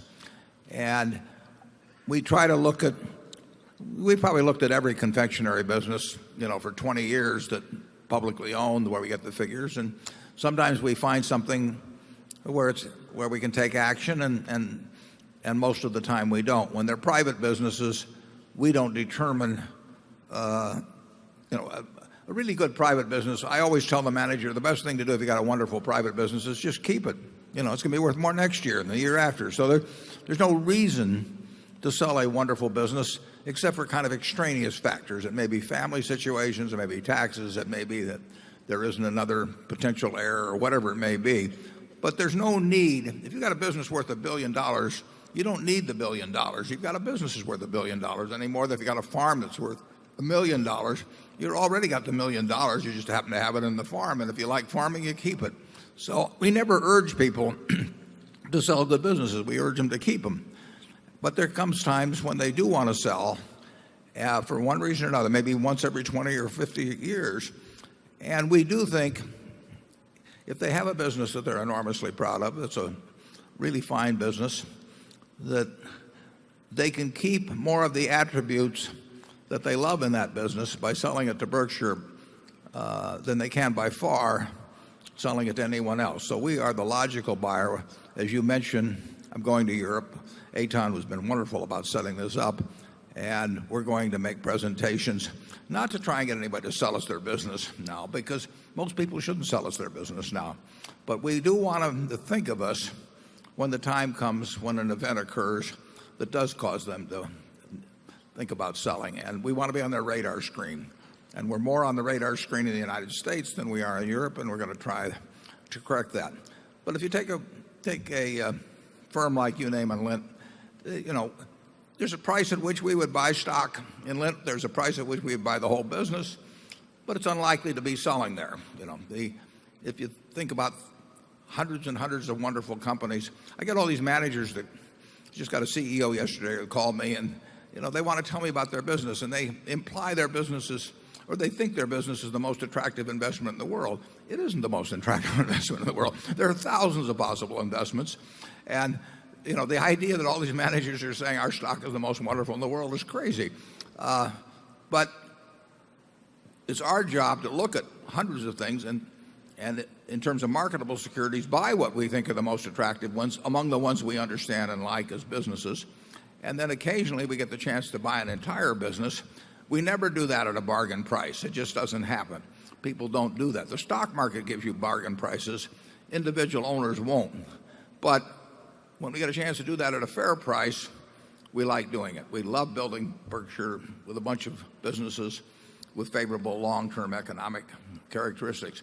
But the chance that any one of them, we aren't going to look for a given confectionery company and say, regardless of price, we're going to do this, because we don't do anything when the phrase regardless of price enters into the sentence. Charlie? Yeah, I watched a man build up a business in Southern California, which was a wonderful business. And the time came to sell it, and he devoted his whole life to creating it. He sold it to a known crook who was obviously going to ruin the business just because he could get a slightly higher price. I think that's an insane way to live a life if you own a prosperous business. I think the better course is to sell to somebody you know is going to be a good steward of what you've created.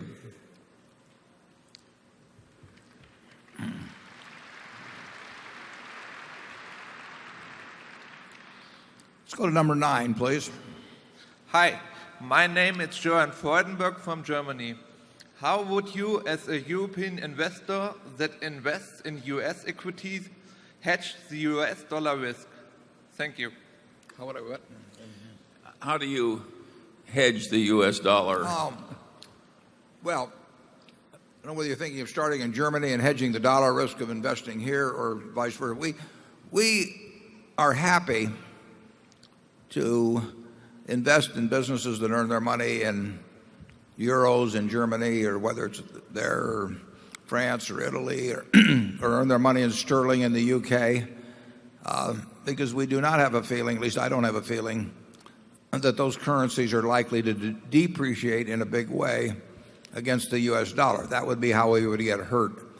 We could offset that by borrowing the money in those countries and borrowing in their currency to make the purchases. But overall, I think that the U.S. is going to continue to follow some policies that have made the dollar weaker in recent years. So if I had to bet my life one way or another over 10 years, I would probably bet that the dollar would weaken against other major currencies, and therefore I feel no need, if we buy companies whose earnings primarily arise elsewhere in major countries, I feel no need to try and hedge those purchases. I mean, if I landed from Mars today with $1 billion of Mars dollars, or whatever they call them on Mars, and I was thinking about where to put my money, I went to the local, wherever my UFO landed, and went to the bank and said, I've got this $1 billion of Mars currency. And they said, well, what would you like to exchange here?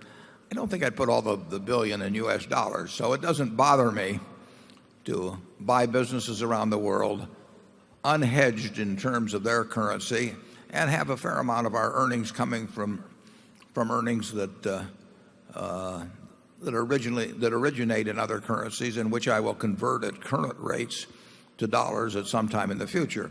If you take Coca-Cola, we own 200 million shares of Coca-Cola. And if their earnings are roughly $3 a share, that means our share of the earnings of Coca-Cola are $600 million a year.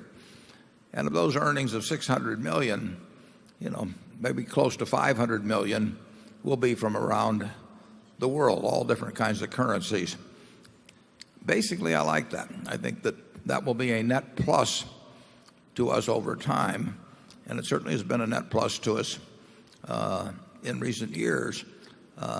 So we're not in the business of hedging currencies. Basically, we do not have a lot of hedges set up. Charlie, Nothing to add. number 10. Hey, how you doing? I'm Eric Schlein from Larchmont, New York. This is actually a follow-up question from a question that I asked last year at the meeting. I'd asked you guys, what you would do with small sums of money, since, I run a small portfolio under $1 million. And, I asked you if you'd be doing things, like the net nets that Benjamin Graham used to talk about, and, liquidation arbitrage, a lot of the things that you used to do in the Buffett partnership. And you acknowledged that you wouldn't be just a buy and hold investor that you basically are today, but we'd be doing a lot of those transactions. And Mr. Buffett, you also talked about how a lot of the investments you would do with under $1 million would have nothing to do with stocks and would be with other types of securities.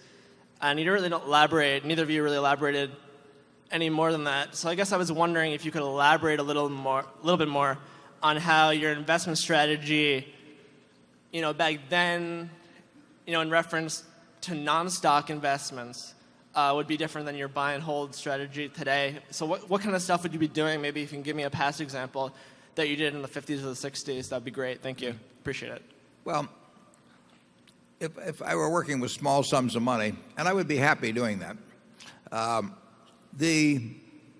it would just open up thousands of possibilities to me. And you might very well, certainly we've found very mispriced bonds where we could come nowhere near buying a position of enough size in Berkshire to make a difference, but where it would have made a difference if you were working with $1 million.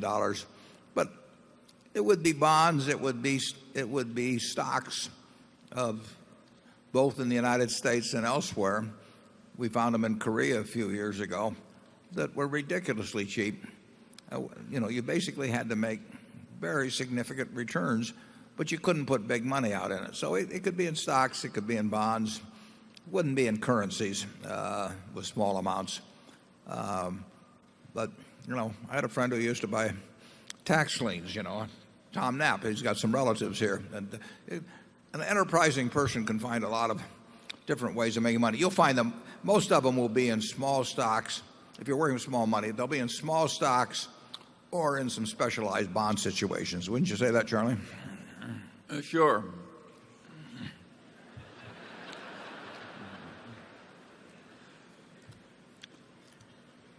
Number 11, please. Hi, I'm Dr. Silber from the Infertility Center of St. Louis, and we feel that by making many, many babies, we're doing the best we can to help salvage the solvency of Social Security. And we won't pursue the logic of that too far. But we need someone to pay into the system, and with the demographic implosion that we're facing and the current anti-immigration feeling, that this is the real cause of the Social Security dilemma and that we're facing, and it's true in most of the developed world. But my question is, everybody is looking very closely at what you and Charlie are going to say at this meeting, because there's just a huge amount of confusion since the credit crisis. And I guess you've been through many, many years and decades of confusion, but everybody really wants to know what you think, because we have three candidates, one of whom I like, which I won't mention, but all three of whom seem to be pandering to voters and not really demonstrating a profound understanding of economics. And we're going to decrease interest rates to help the credit crisis, and we're going to inject $180 billion as free gifts into the economy, and yet our dollar is down 50%. And we certainly don't want a recession and all the misery that would bring, but aren't we going to eventually have a gigantic inflation here in the U.S.? And in China, which is our major partner in this, the stock market has gone down and people are losing money because they're worried about the U.S. So I'm wondering if you could just shed some words of wisdom on, if you were the presidential candidate, which I would like to see happen, what would be your position or your policy? Well, I think it was Bill Buckley, was it, that ran for mayor of New York, 40 years ago or something like that. And they asked him what the first thing he would do if he were elected. He said, I'd ask for a recount. It's not an easy game. I think we have, just personally, I think we have three pretty good candidates this time, quite good candidates.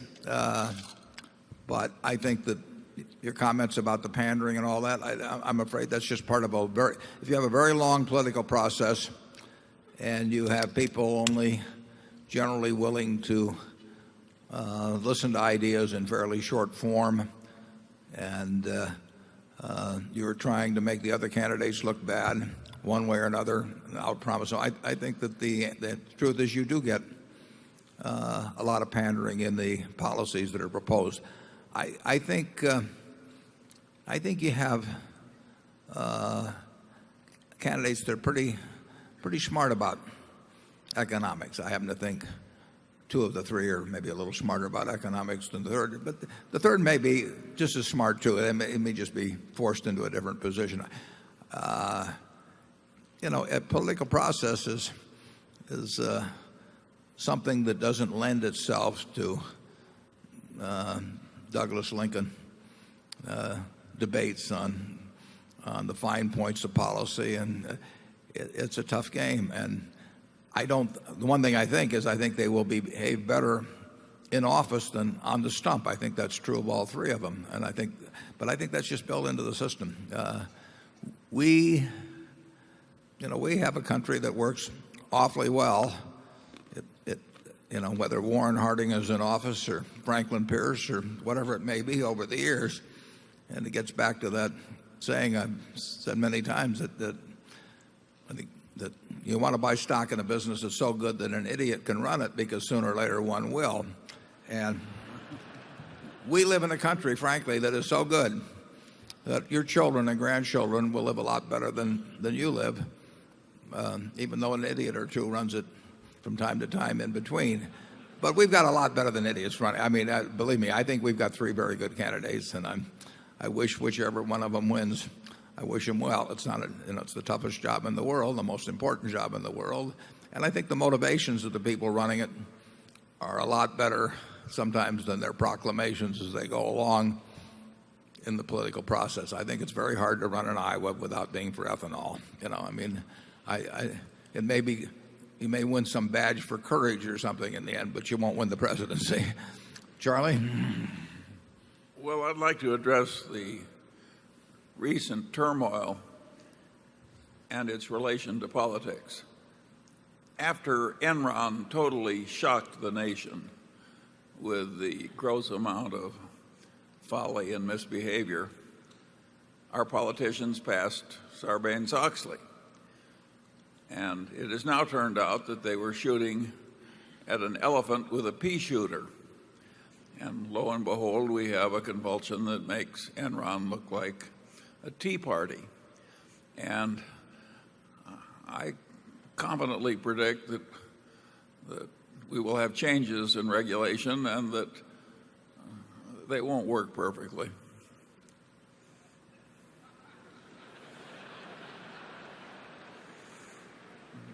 Human nature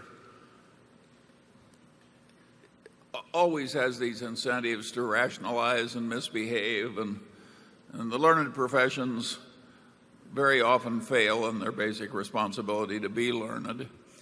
And we're going to have this turmoil as far ahead as you can see. But look at it this way. I have a job here I love, and I'd gladly pay to have this job. Now, I have enough stock so that I'm reasonably assured of keeping the job. But let's just assume for the moment that there were 3 other candidates out there, and none of us had any stock, and we were all up here making a pitch to you. My answers might have been a little different today, in terms of what Berkshire's prospects would be under me and all of that sort of thing going forward. It's a corrupting process. Now, it works pretty well, but the process itself has to be corrupting. Just take the boom in commodity prices we've had. We've had a boom in the price of oil, but we've had a boom in the price of corn and soybeans. Now, I have heard no political candidate say, you've had this huge increase in the price of corn and soybeans. That means all these poor people throughout the country will be paying more for food, so we ought to put an excess profits tax on farmers. That is not something you're going to hear. On the other hand, when it happens in oil and it happens to be Exxon, people will propose occasionally we ought to put a terrible tax on Exxon because the price of oil has gone up. There's a lot of situational ethics or situational policy making that depends on how many voters there are in any given category and what state you happen to be in and all that. But I don't think I'd behave any better. Now, if my ambition were to be the President of the United States, I would, I'm sure it would affect what I talked about, my behavior. We're all human beings, and so I don't condemn the people for the fact that when they, are working 18 hours a day and the other guy is shooting at them and they start exaggerating things a little. I just don't think you should expect more of human beings and I think that they will tend. I think any one of the 3 candidates will tend to behave quite well in the White House. They'll succumb to all the things that presidents do in terms of having to certain groups that help them get there and all of that sort of thing. But I think on balance, they will end up doing what they think is best for the country, and I think they're all smart people. Number 12.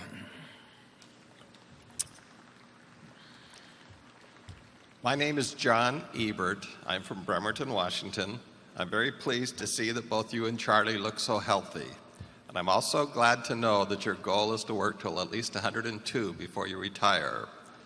I think your secret must be the cherry Coke and the See's candy by evidence of what you're doing on the screen there. My question obviously deals with succession. At last year's meeting, you spoke about your plan for your chief financial officer. Could you please update us on where you stand on succession? Yeah, and we've said on the CEO front we have 3 that any one of which could step in and do a better job than I do in many respects. And the board is unanimous, I believe, in terms of knowing which one it would be if it were tomorrow morning, but that might be different 2 or 3 years from now. I think in any event, when the time comes, they'll want to pick somebody reasonably young because I think on balance it's a good idea to have a long run at this job. And I think it aids in acquisition and being able to make promises to people about how their businesses will be treated and so on. In terms of the investment officer, the board has 4 names. We've discussed the 4. Any one or all of the 4 would be good at doing my job, probably better in some ways. But they all have good jobs now. They're happy where they are now. They would, I think any one of the 4 would be here tomorrow if I died tonight and they were offered the job by the board. They're all reasonably young. They're all very well-to-do or rich, and compensation would not be a major factor with them. I think that any of the 4 would take the job at less money than they're making now, but there's no reason for them to come now. I would still end up making the decisions, and they would probably chafe at the idea of not being able to make the decisions. I actually worked for Ben Graham for a few years, and I loved the man enormously. I learned an amount from him. I named my older son, middle name is after him. But in the end, I wanted to make decisions, and if Ben Graham made them differently, I actually preferred to make my own decisions. And anybody that manages money well is going to feel that way. So it's just better in this case. It could happen tomorrow. It could happen 5 years from now. But whenever I'm not around to make the decisions, the board will decide whether to have 1, 2, 3, or 4 of these people. They'll decide, they may decide to have 4 and divide it up 4 ways. They may decide to have only 1. They will probably be heavily influenced by how the incoming CEO feels about exactly how he wants to work with a group or with one, and they'll come. So there will be no gap after my death in terms of having somebody managing the money, and they'll probably be a lot more energetic than I am now, and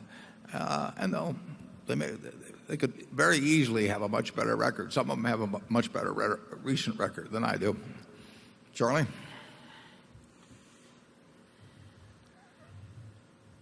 Well, we still have a rising young man here named Warren Buffett. And that's the advantage of working with a guy 84. You always look young. And I think we want to encourage this rising young man to reach his full potential.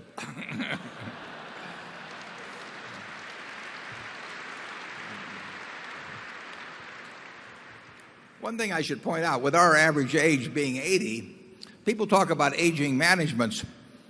Well, we haven't found a management that isn't aging. If we ever find we want to start eating what they eat. And what I can point out about your management, since our average age is 80, we're only aging at the rate of 1.25% a year. And that is the lowest rate of aging that I know of in corporate America. I mean, some of these companies have 50-year-olds and they're aging at 2% a year. And just think how much riskier that is. Let's go to 13. I'm Isaac Dimitrovsky from New York City. Mr. Buffett, it's great to be here. I've read that there were several times in your investing career when you were confident enough in one idea to put a lot of your money into it, say 25% or more.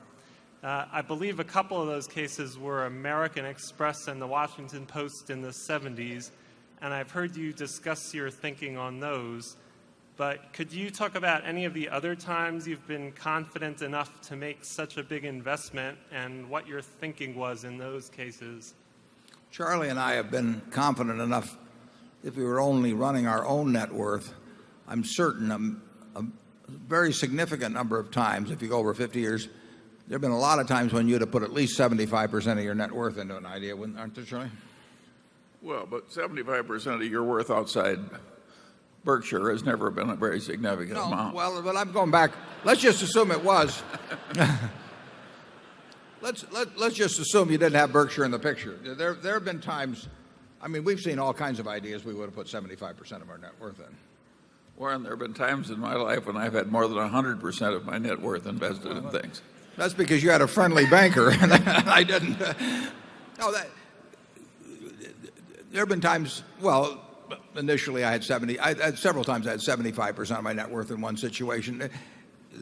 There are situations you will see over a long period of time. I mean, you will see things that it would be a mistake if you're working with smaller sums. It would be a mistake not to have half your net worth in. I mean, you really do sometimes in securities see things that are lead pipe cinches, and you're not going to see them often, and they're not going to be talking about them on television or anything of the sort. But there will be some extraordinary things happen in a lifetime where you can put 75% of your net worth or something like that in a given situation. The problem has been the guys that have put 500% of their net worth in. I mean, if you look at, just take LTCM, very smart guys, very decent guys, some friends of mine, high grade, knew their business, but they put, maybe 25 times their net worth into things that were a cinch if they hadn't have gone in that heavily. I mean, they were in things that had to converge, but they didn't get to play out the hand. But if they'd had 100% of their net worth in them, it would have worked out fine. If they'd had 200% of their net worth in it, it would have worked out fine. But they instead went to, maybe 2,500% or something like that. So there are stocks. I mean, there's quite a few people in this room that have close to 100% of their net worth in Berkshire, and some of them had it for 40 or more years. Berkshire was not in the cinch category. It was in the strong probability category, I think. But I saw things in 2002 in the junk bond field. I saw things in the equity markets. If you could have bought Cap Cities with Tom Murphy running it in 1974, it was selling at a third or a fourth what the properties were worth, and you had the best manager in the world running the place, and you had a business that was pretty damn good, even if the manager wasn't. You could have put 100% of your net worth in there and not worried. You could have put 100% of your net worth in Coca-Cola earlier than when we bought it, but certainly around the time we bought it, and that would not have been a dangerous position. It'd be far more dangerous to do a whole bunch of other things that brokers were recommending to people. Charlie, you want to comment? Yeah, the students of America go to these elite business schools and law schools, and they learn corporate finance the way it's now taught, and investment management is the way it's now taught. And some of these people write articles in the newspaper and other places, and they say, well, the whole secret of investment is diversification. That's the mantra. They've got it exactly back-assward. The whole secret of investment is to find places where it's safe and wise to non-diversify. It's just that simple. Diversification is for the know-nothing investor. It's not for the professional. And there's nothing wrong with the know-nothing investor practicing it. It's exactly what they should practice. It's exactly what a good professional investor should not practice. But that's, there's no contradiction in that. A know-nothing investor will get decent results as long as they know they're a know-nothing investor, diversify as to time they purchase their equities and as to the equities they purchase. That's crazy for somebody that really knows what they're doing. And you will find opportunities that if you put 20% of your net worth in it, you have wasted the opportunity of a lifetime, in terms of not really loading up. And we've had the chance to do that way in our past when we were working with small sums of money. We'll never get a chance to do that working with the kinds of money that Berkshire does. We try to load up on things, and there will be markets when we get a chance to from time to time, but very seldom do we get to buy as much of any good idea as we would like to. Go to number one. Good morning, Mr. Chairman. And Charlie, I'm Father Val Peter. For 25 years, I was lucky to be head of Boys Town, expanded across the whole country. Warren was very kind to me, very helpful over long periods of time. What I represent today is Parents Television Council. We're 1.2 million folks across the country, and our concern is to help keep toxicity off television programs, excessive violence, etc. And I was very surprised, being on the Parents Television Council board, when I read a report, I hope it's not true, but it might be, that says that of the best and most troublesome advertisers, Berkshire Hathaway is near the bottom at 444 out of 452. I hope that's not true, but my point is this. When I was head of Boys Town and somebody said something like that, I'd say, go find out, correct it. My question is, would you be kind enough to say, go find out, if it's necessary, correct it? Thank you.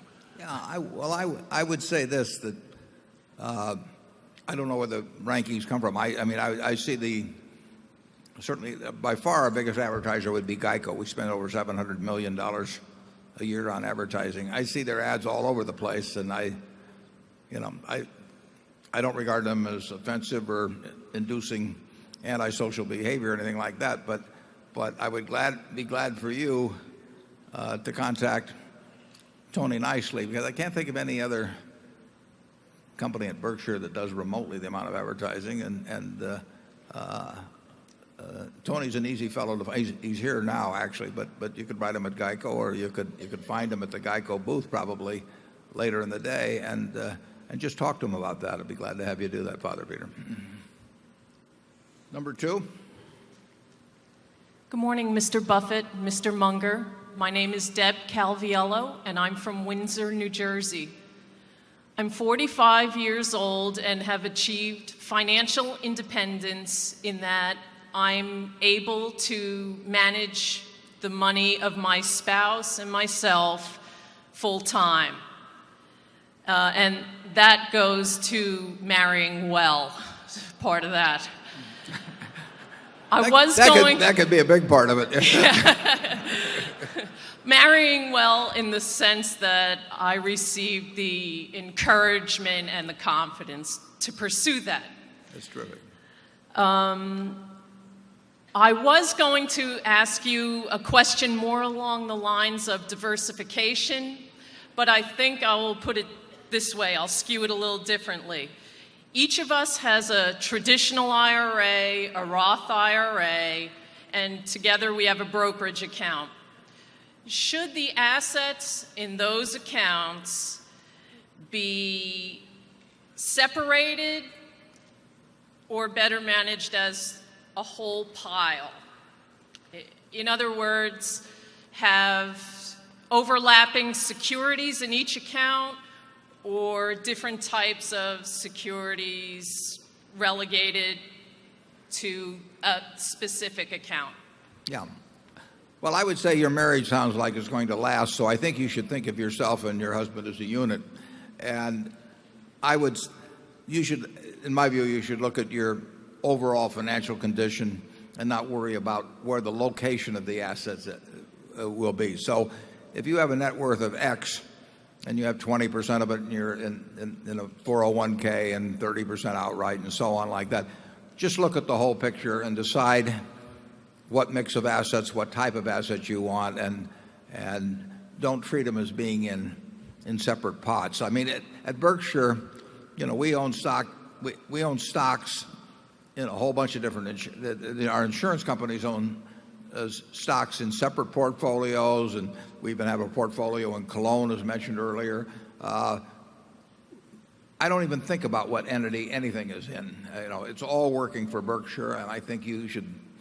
The way to think about your situation is to think about it all working for your family. Now, if you're, you strike me as having a very solid marriage, and I think your husband would be crazy if he split with you. But if you're just starting out, you may want to keep your money separate for a while till you see how it plays out, because a significant percentage do end up in divorce. I don't get into marriage counseling very often, so I can feel the ground sort of disappearing between my feet here, but I will turn it over therefore to our marital expert, Charlie Munger. Yeah, occasionally you'll find an investment that is going to produce a huge amount of taxable income. It's a junk bond paying a high yield that's taxable or something. So some items are more suitable for those retirement accounts that get tax deferral benefits. But apart from that, it's all one pot, sure. Number 3. Hi, Warren. I'm Doug Hicks from Akron, Ohio. And you hear on the news lately, a lot of people say that oil will run out during this century. Considering the U.S. policy is to do nothing until the very last second, how do you think the end of oil will play out? For example, do you think that this would unfortunately result in World War III, or do you think alternative energy will be available the day that oil runs out to take its place? And maybe do you think these oil companies' value will go to zero when oil runs out? Yeah, oil won't run out. It doesn't work that way. What oil will do at some point, who knows when, people have predicted a lot of everything. So oil at some point,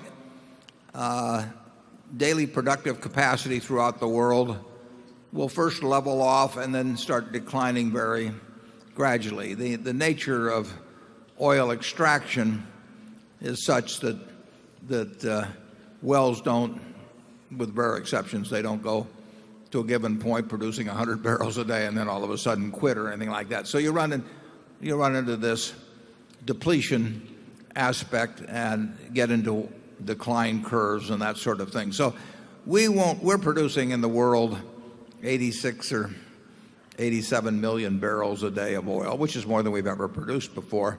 We are closer, by at least my calculations, we are very much closer to producing almost as much as our productive ability is in the world with fields in their current stage of development than we've ever been. I mean, our surplus capacity, I think, is less than, well, any time I can remember, and it's quite a bit less than most periods. So we don't have the ability to crank up in any short period of time the 86 or 7 to 100 million barrels a day.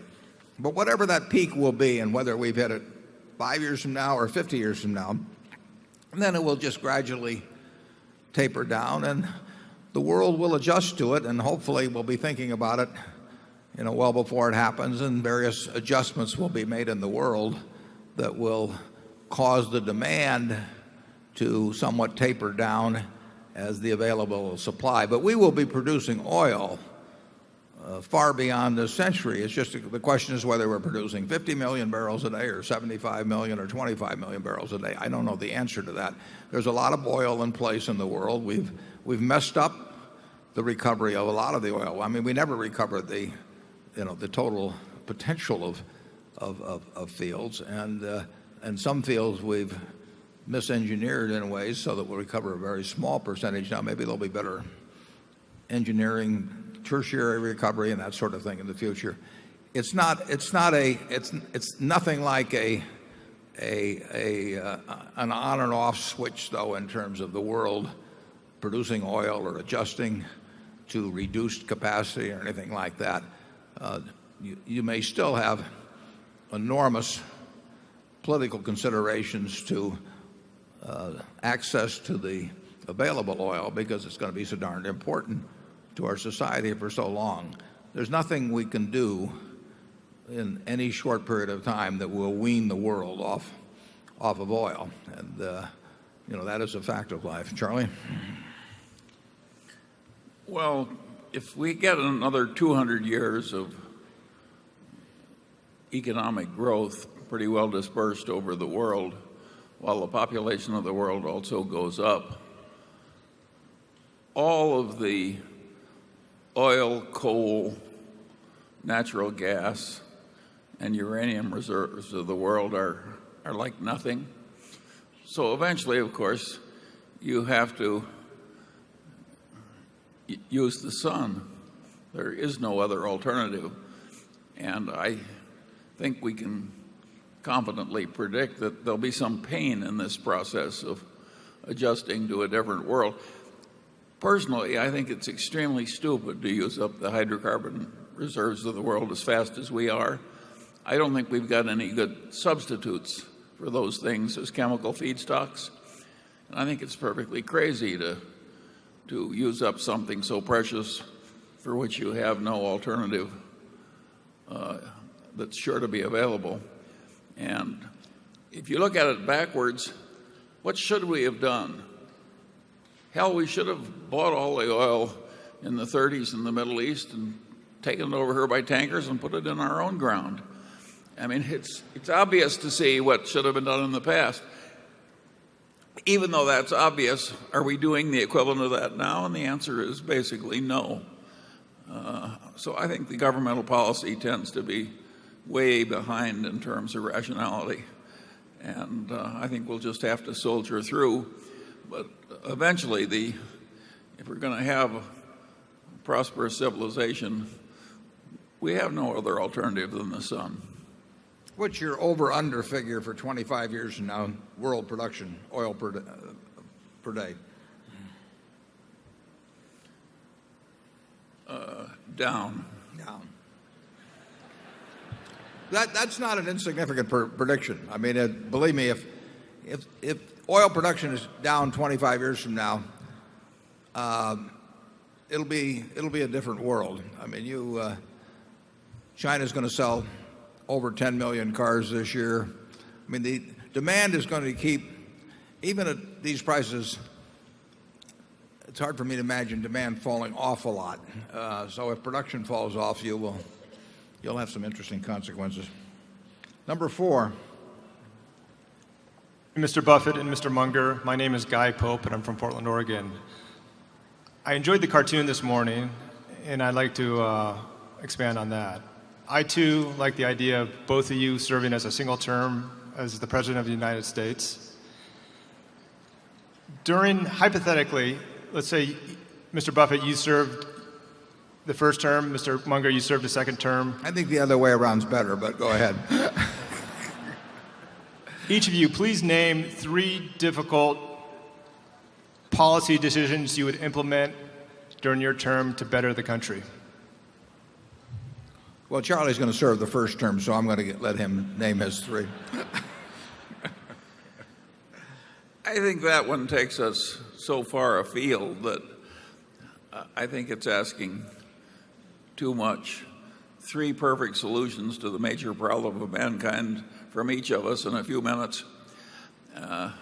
We've just barely managed to stagger through life as well as we have, and I don't think we're quite up to it.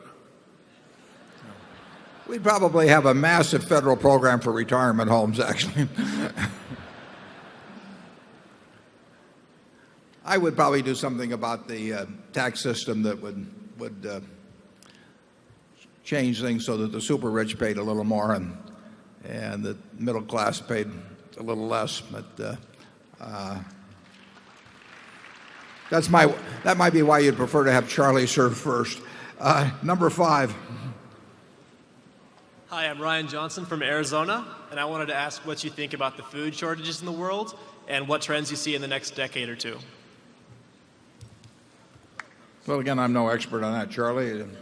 Well, I said last year that I thought that the policy of turning American corn into motor fuel was one of the dumbest ideas in terms of the future of the world that I'd ever seen. I came out here with the head of an academic institution, and he called the idea stunningly stupid. Now, I'm here in Nebraska, where I like Nebraskans to prosper, but this idea was so monstrously dumb that I think it's probably on its way out. We've now, well, no, we got time for a couple more. Let's go to number 6. Hi, my name is Timothy Ferris. I am a guest lecturer at Princeton University twice a year, and I'd like to touch on an earlier question about investing with small sums of money.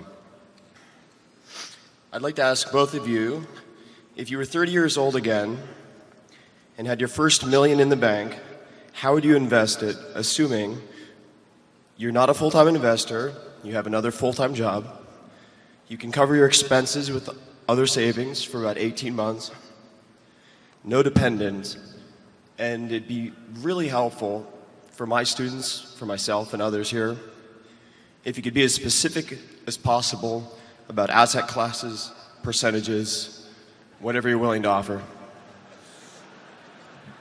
Well, I'll be very simple.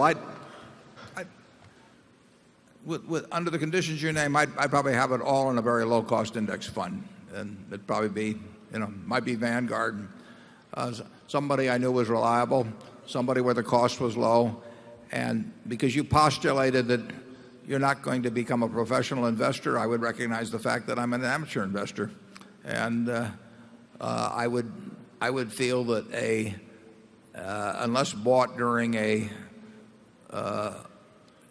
strong bull market, which this hasn't been, I would feel that that was going to outperform to a degree bonds under current conditions over a long period of time, and then I'd forget it and go back to work. Charlie? Yeah, it's in the nature of things that you aren't going to have a whole lot of screamingly successful professional investors. You've got a great horde of professionals taking croupiers' profits out of the system, most of them by pretending to be professional investors. And that is in the nature of things too. But if you don't have any rational prospects of being a very skilled professional investor, well, of course you should compromise on some simple thing like an index fund. Yeah, and that you will not get that advice from anybody because nobody gets paid to give you that advice. And so you will have all kinds of people telling you how much better they can do for you than that, and how if you just give them a wrap fee or give them commissions or whatever it may be, that they will do better, but they won't do better. On average, if 1,000 other people like you do the same thing, that group of 1,000 will do worse if they listen to the people that make pitches at them. And in the end, why should you expect? I mean, you'll get a perfectly decent return over a 30 or 40-year period by doing what I suggest. And why should you expect more than that when you don't bring anything to the party? The salesman will tell you that you'll get it, but you won't. I would give you another word of warning.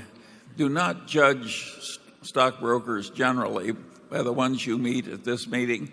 We attract some of the most honorable, intelligent stockbrokers in the world. They are not representative of the class.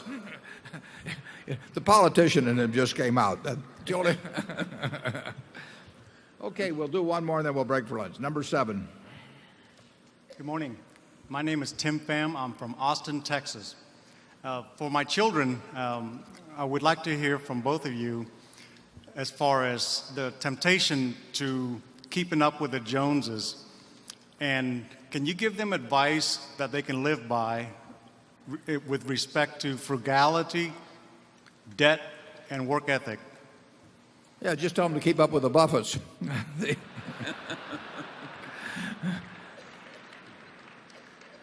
Well, Charlie and I have always been big fans of living within your income, and if you do that, you'll have a whole lot more income later on. And I think they will, to a considerable extent, not a perfect extent, they will follow the example of their parents. I mean, if their parents are coveting, every possession of their neighbor, or trying to figure out ways to increase their cost of living without necessarily their standard of living, the kids are likely to pick up on it. But now you can get the reverse effect. If you get too tough with them, they go crazy later on. But people make that election. And incidentally, there are plenty of people that I don't advise to save. I mean, if you're struggling along and making a reasonable income and you have a job with a 401k being put aside for you and you have Social Security, who's to say whether it's better to defer $1 of expenditure on your family on a trip to Disneyland or something that they'll get enormous enjoyment out of, so that when you're 75 you can have a 30-foot boat instead of a 20-foot boat. I mean, there are choices, and